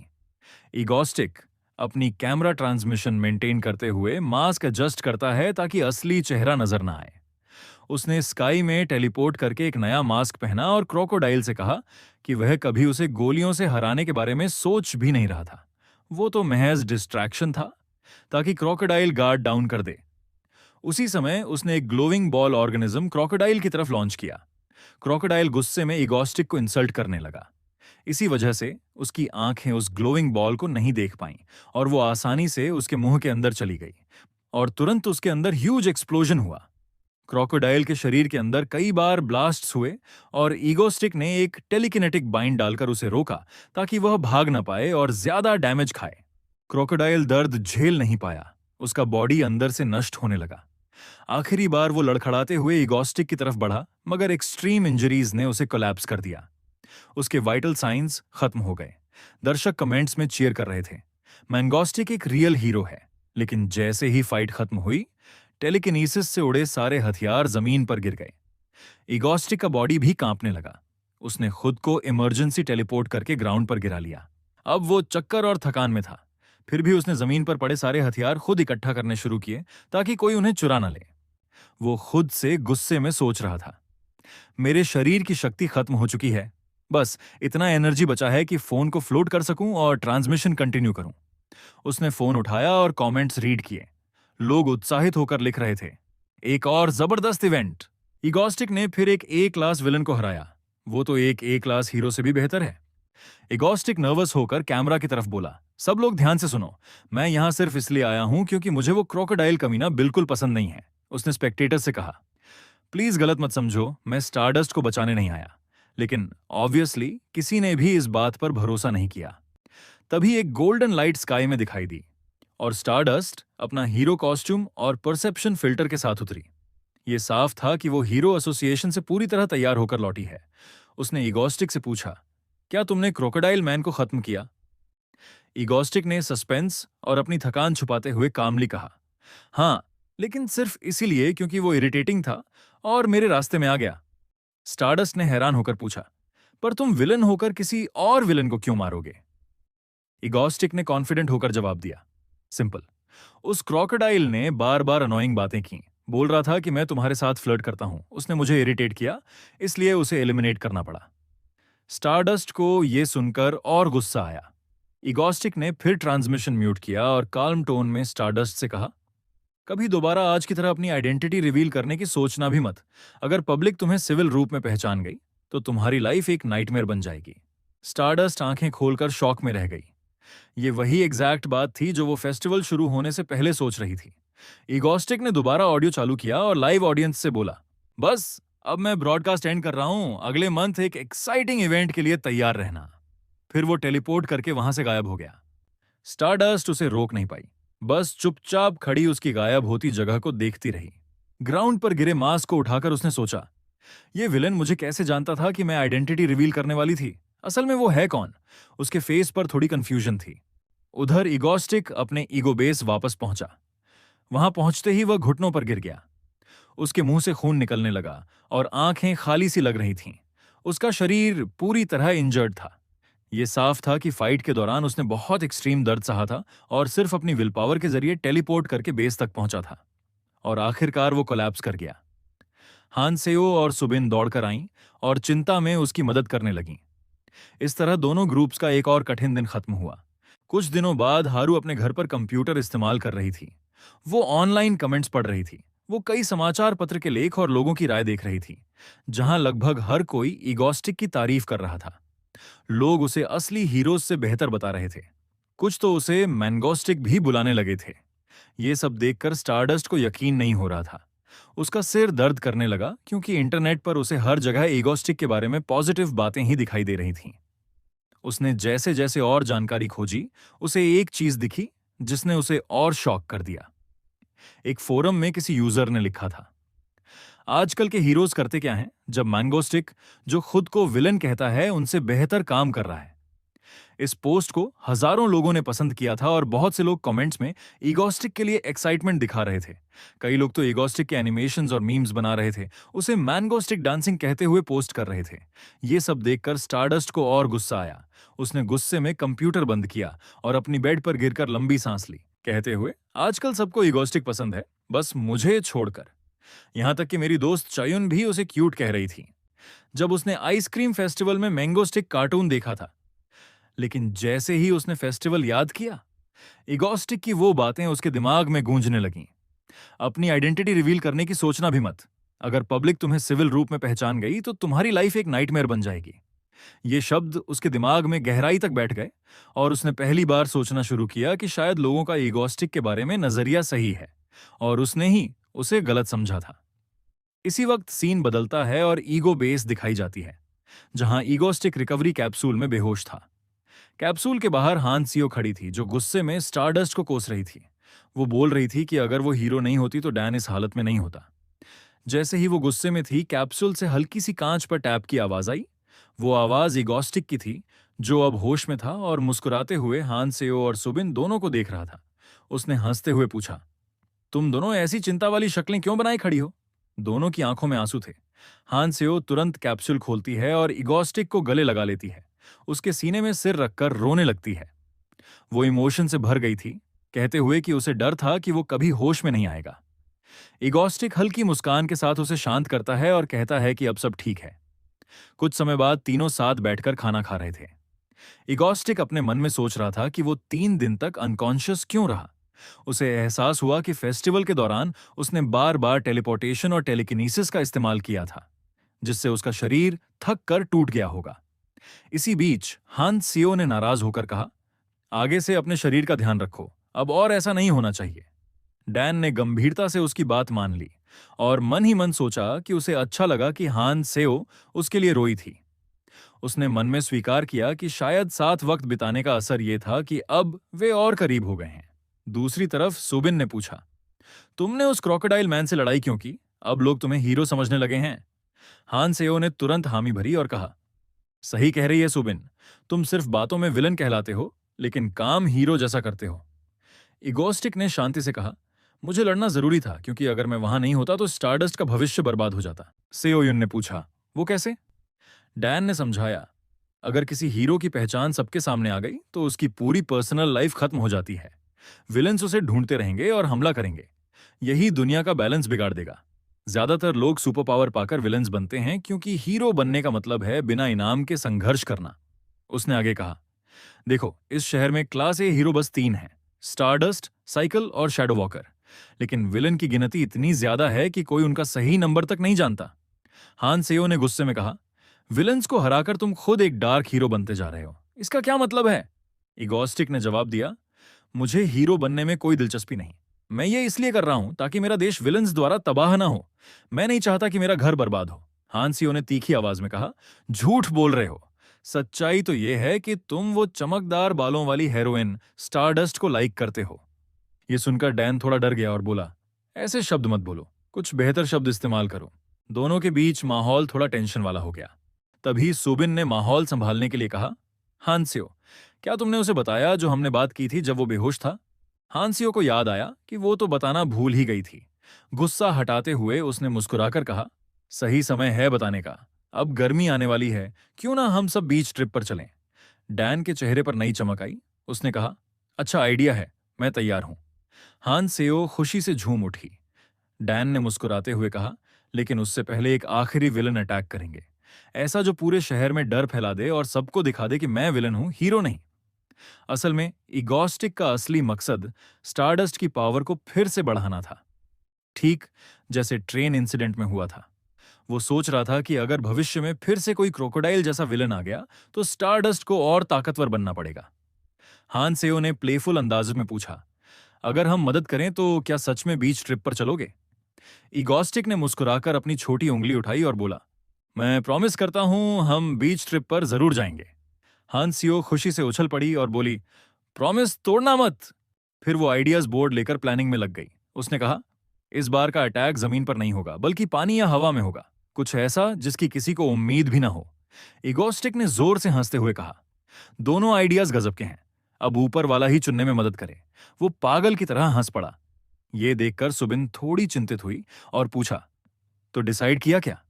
इगोस्टिक ने गहरी आवाज में जवाब दिया, अगला टेरर अटैक एक एयरप्लेन पर होगा, एक प्लेन जो लोगों से भरा होगा और सीधे समुद्र में क्रैश करेगा। इस सोच पर इगोस्टिक और हानसेओ दोनों की आंखों में एक जैसी दीवानगी चमक उठी। दोनों ने ईविल लाफ की, सोचते हुए कि उनका अगला प्लान कितना बड़ा होगा। कुछ समय बाद सीन बदलता है। एक एयरप्लेन में, जिसने अभी हाल ही में उड़ान भरी थी। यात्रियों में बच्चे, युवा और बड़े सब थे, जो आराम से सफर का आनंद ले रहे थे। लेकिन अचानक प्लेन की सारी लाइट्स बुझ गईं। चौंकाने वाली बात यह थी कि किसी ने पैनिक नहीं किया। सब हंसते हुए कहने लगे, अरे वाह, लाइट्स बंद होने से तो आसमान और खूबसूरत दिख रहा है। मगर तभी उनकी सीट के सामने लगी स्क्रीन्स एक साथ ऑन हो गईं। पहले कोई इमेज नहीं आई, लेकिन फिर अचानक एक टेक्स्ट उभरा, जिस पर लिखा था, इगोस्टिक की लाइव शुरू होने वाली है। और जैसे ही ये टेक्स्ट सामने आया, उसी वक्त एक आवाज भी सुनाई देने लगी। एक आवाज जो हर किसी को बहुत जानी पहचानी लगी। वो आवाज थी हमारे प्रोटैगनिस्ट इगोस्टिक की। उसने काल्म लेकिन डरावनी टोन में कहा कि अब शुरू होगा तुम्हारी जिंदगी का सबसे बड़ा एग्जाम, एक ऐसा टेस्ट जो 25,000 फीट की ऊंचाई पर होगा, जिसमें भरपूर एंटरटेनमेंट और थ्रिल मिलेगा। उस वक्त पैसेंजर्स ये सुनकर पहले तो कंफ्यूज्ड हुए, फिर गुस्से में भर गए। उन्होंने लाउडली डिमांड किया कि एयरलाइन कंपनी एक्सप्लेन करे आखिर ये क्या चल रहा है। लेकिन इगोस्टिक की आवाज स्क्रीन्स में फिर गूंजी। उसने शांति से कहा, ध्यान से सुनो, इस एयरप्लेन में एक बॉम्ब लगाया गया है, बहुत ही चालाकी से छुपाया गया बॉम्ब, जो किसी भी वक्त एक्सप्लोड हो सकता है। तो रेडी हो जाओ अपने एग्जाम के लिए। जैसे ही यह अनाउंसमेंट खत्म हुआ, पूरे कैबिन में चीखें और घबराहट फैल गई। लोग एक दूसरे को पकड़कर रोने लगे। प्लेन का माहौल पूरी तरह केओस में बदल गया। इगोस्टिक के लिए ये सारी चीखें और डर उसकी मस्त और सही तालमेल वाली धुन जैसी लग रही थीं। वो ब्रॉडकास्ट में हंसते हुए बोला कि अब एग्जाम ऑफिशियली शुरू होने वाला है। प्लेन के अंदर केओस फैल चुका था, कोई समझ नहीं पा रहा था क्या करना है।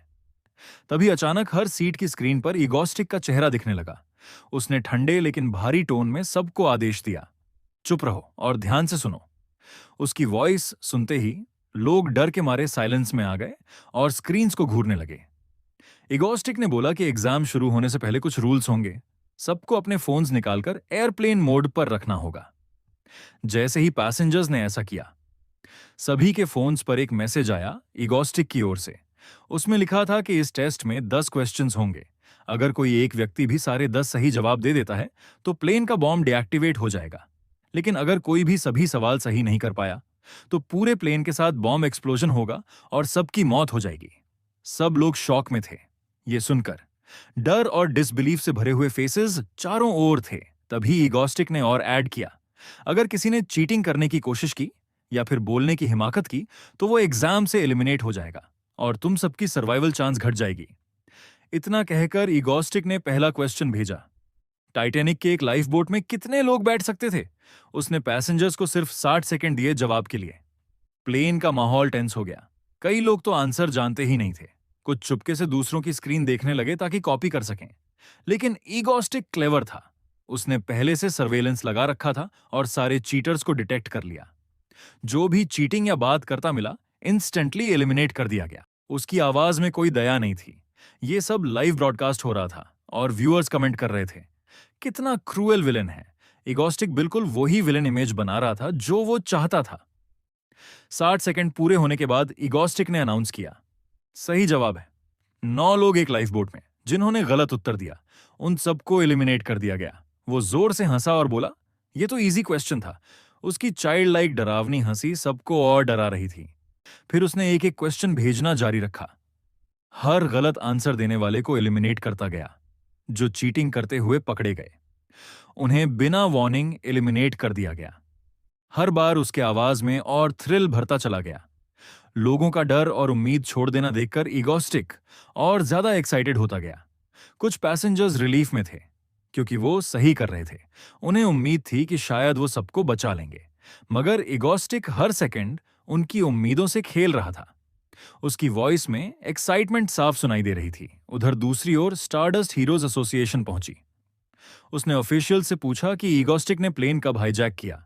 उन्होंने झुकी हुई नजरों से जवाब दिया, काफी समय हो चुका है, शायद अब कुछ नहीं किया जा सकता। ये सुनकर स्टारडस्ट गुस्सा हो गई। उसने मुट्ठी से टेबल पर जोर से मारा और चिल्लाई, चाहे जो भी हो, हम कोशिश किए बिना हार नहीं मान सकते।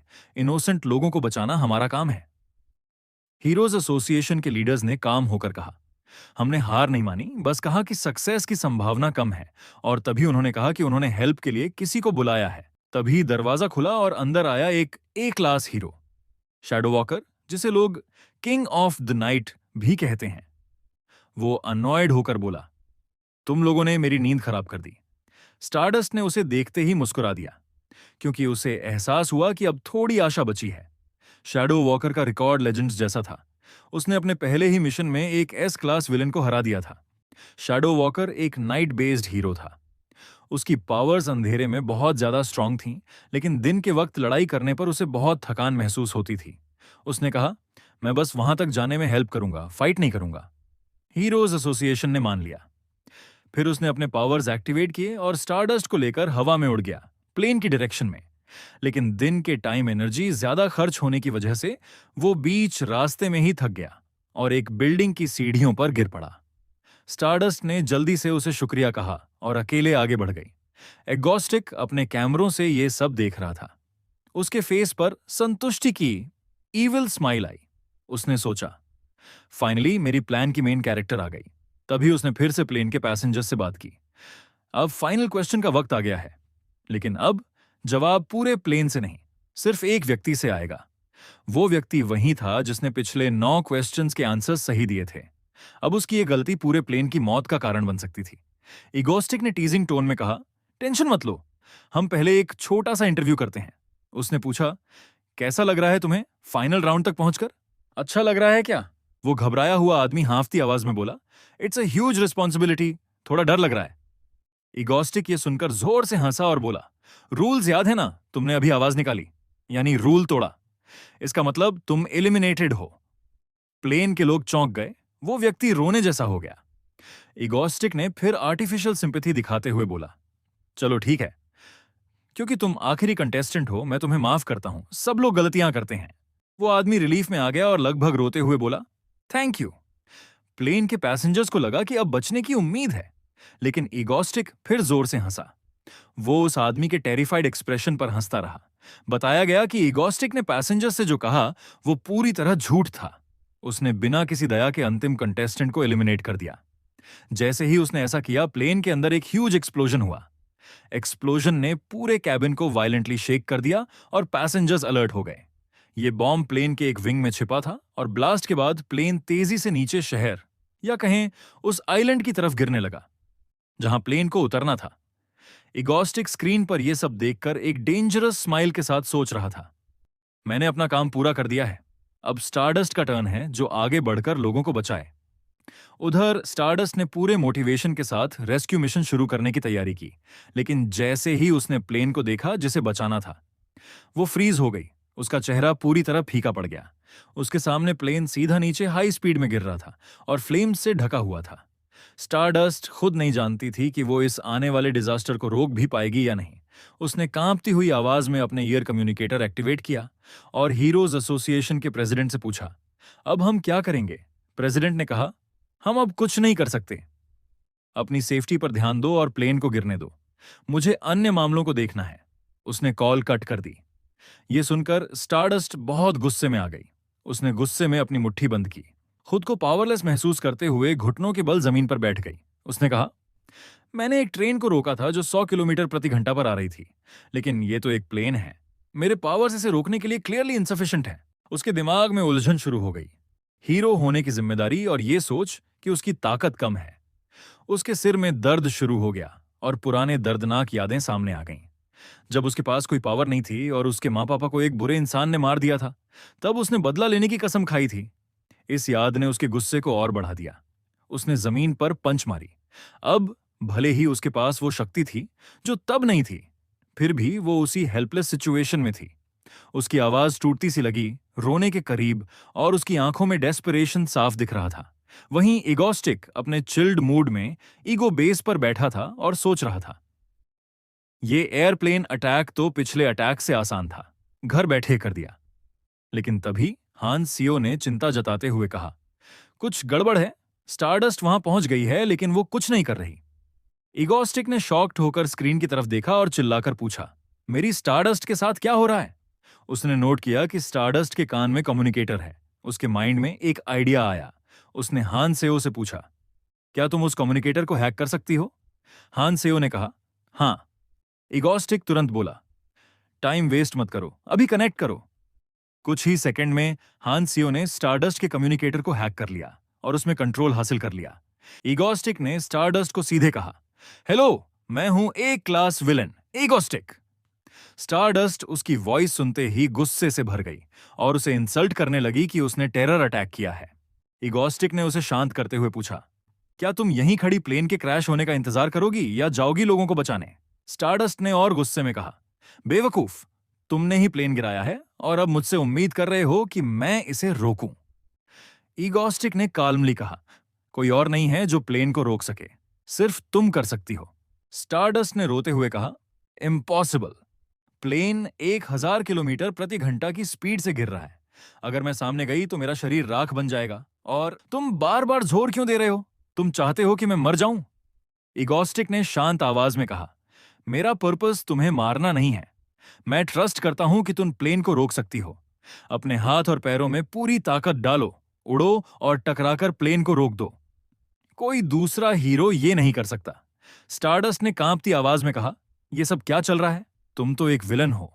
इगोस्टिक ने शांत आवाज में कहा, मैं तुम्हें क्यों मारना चाहूंगा? स्टारडस्ट के बिना मैं तो बस एक आम विलन हूं। तुम मुझे पूरा करती हो। वो ए क्लास हीरो जिसकी स्ट्रेंथ और कैपेबिलिटी पर मुझे सच में भरोसा है। ये वर्ड्स स्टारडस्ट के दिल के अंदर तक उतर गए। उसकी आंखों में थोड़ी चमक लौटी और उसने धीरे धीरे उठना शुरू किया। अब उसके चेहरे पर डर नहीं बल्कि डिटर्मिनेशन दिख रहा था। उसने कम्युनिकेटर निकाला और इगोस्टिक से कहा, शायद ये कोई चाल है मुझे मरवाने की, फिर भी मैं प्लेन रोकने जाऊंगी। उसने कम्युनिकेटर तोड़ दिया और जिस बिल्डिंग पर खड़ी थी वहीं से कूदकर उड़ गई, अपने हाथ पैरों में पूरी ताकत भरते हुए। उसका एक ही मकसद था, प्लेन को रोकना और उसमें बैठे लोगों को बचाना। जैसे जैसे वो प्लेन के करीब आई, उसके मन में एक ही ख्याल था, अगर मैंने कुछ नहीं किया तो इन पैसेंजर्स की मौत का पछतावा मुझे पूरी जिंदगी खाएगा। उसे विश्वास नहीं हो रहा था कि ये मोटिवेशन उसे एक विलन उसके दुश्मन इगोस्टिक से मिली है। फिर भी उसने मान लिया कि कोशिश करना और फेल होना हमेशा गिल्ट में जीने से बेहतर है। अंत में स्टारडस्ट प्लेन से टकराई, जिससे एक बड़ा लाइट बर्स्ट और बाहरी एक्सप्लोजन हुआ। प्लेन के अंदर लास्ट रिमेनिंग कंटेस्टेंट गिल्ट में डूबा था और रो रहा था, मेरी वजह से सब मरेंगे। अगर मैं कॉन्सेंट्रेट करता तो अपने फैमिली को फिर देख पाता। पैसेंजर्स में से एक ने विंडो से बाहर देखा और नोटिस किया कि प्लेन की गिरने की स्पीड अब काफी धीमी हो गई है। आइलैंड पर मौजूद लोग और एयरपोर्ट क्रू भी ये देख रहे थे। उन्होंने पायलट से पूछा कि क्या हो रहा है। पायलट ने कहा, हम भी नहीं जानते। अचानक प्लेन की स्पीड कम होने लगी, किसी एक्सटर्नल फोर्स की वजह से। पायलट ने पैसेंजर्स को अनाउंस किया, सीट बेल्ट लगा लो, कुछ हो रहा है। वास्तव में वो एक्सटर्नल फोर्स स्टारडस्ट ही थी। स्टारडस्ट ने अपनी पूरी पावर यूज करते हुए सोचना तक बंद कर दिया था। उसके दिमाग में बस एक ही थॉट था, प्लेन को रोकना और अंदर के सब लोगों को बचाना। उसका पूरा बॉडी चमकने लगा और उसी वक्त उसकी पैसिव एबिलिटी एक्टिवेट हो गई, वही वाली जो ट्रेन वाले इंसिडेंट के टाइम हुई थी। कई मिनट तक इंटेंस स्ट्रगल के बाद वो आदमी जो एग्जाम में लास्ट बचा था और मरने की उम्मीद में अपनी आंखें बंद कर चुका था, अचानक अपनी आंखें खोलता है। उसके सामने एक एयर होस्टेस खड़ी थी जो घबराहट में पूछती है, आप ठीक है सर? वो चारों ओर देखता है और सोचता है कि क्या हो रहा है, क्योंकि उसके चारों तरफ कोई और नहीं दिख रहा, सिर्फ वो और एयर होस्टेस थी। जब उसने विंडोज से बाहर देखा तो वो शॉक हो गया, क्योंकि प्लेन जमीन पर था, क्रैश नहीं हुआ था। प्लेन किसी मिरेकल की तरह सेफली लैंड कर गया था, बिना एक्सप्लोजन के। वो आदमी जैसे किसी सपने से जागा हो। डिसबिलीफ में चारों तरफ देखने लगा और थोड़ी दूर उसे एक जानी पहचानी फिगर दिखी। स्टारडस्ट, जो जमीन पर बैठी थी, पूरी तरह थकी हुई और घायल। उसके आसपास बाकी पैसेंजर्स भी उतर रहे थे, लेकिन सबकी निगाहें सिर्फ उसी पर टिकी थीं। वो आदमी रोते हुए बोला, वो स्टारडस्ट ही है जिसने हमारी जान बचाई। पूरी भीड़ इमोशन और शॉक में डूबी थी। लोग उसे इनक्रेडिबल हीरो कह रहे थे। स्टारडस्ट खुद भी कांपते हुए, दर्द में आंसू के साथ मुस्कुरा रही थी। धीरे से उसने एक नाम लिया, इगोस्टिक, क्योंकि वही था जिसने उसे ये करने की हिम्मत दी थी। अगले दिन न्यूज चैनल्स और न्यूज़पेपर्स में धमाका हुआ। हेडलाइंस भरी थीं।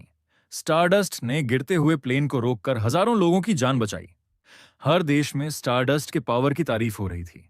रिपोर्टर्स और एक्सपर्ट्स बता रहे थे कि प्लेन जिस स्पीड पर गिर रहा था, उस स्केल पर उस एक्सप्लोजन में बच पाना ऑलमोस्ट इम्पॉसिबल था। न्यूज में बताया गया कि अटैक करने वाला मास्टरमाइंड ईगोस्टिक था, जिसने प्लेन के एक विंग में बॉम्ब लगाया और उसे गिरा दिया। लेकिन स्टारडस्ट की अद्भुत मदद से प्लेन बच गया और सभी पैसेंजर्स सिर्फ हल्की चोटों के साथ सुरक्षित रहे।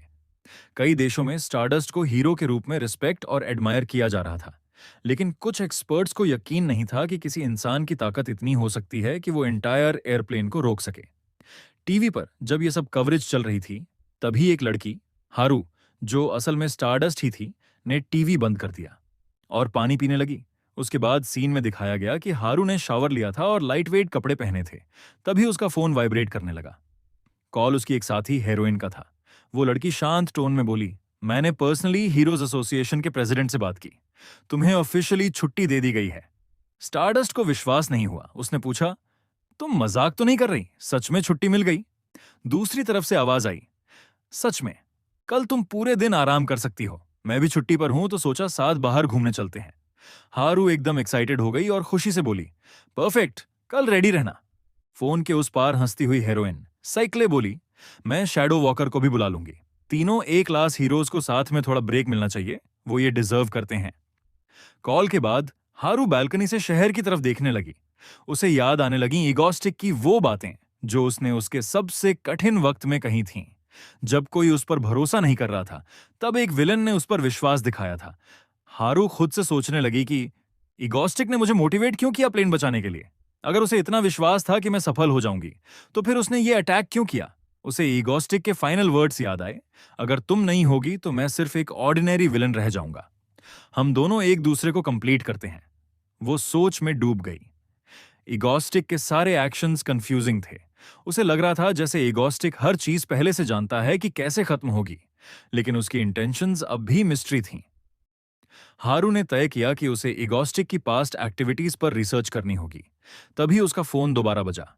हीरोज एसोसिएशन से कॉल थी। उन्होंने बताया कि उन्हें एक अर्जेंट टेस्ट करना है। स्टारडस्ट के पावर लेवल दोबारा मेजर करने हैं।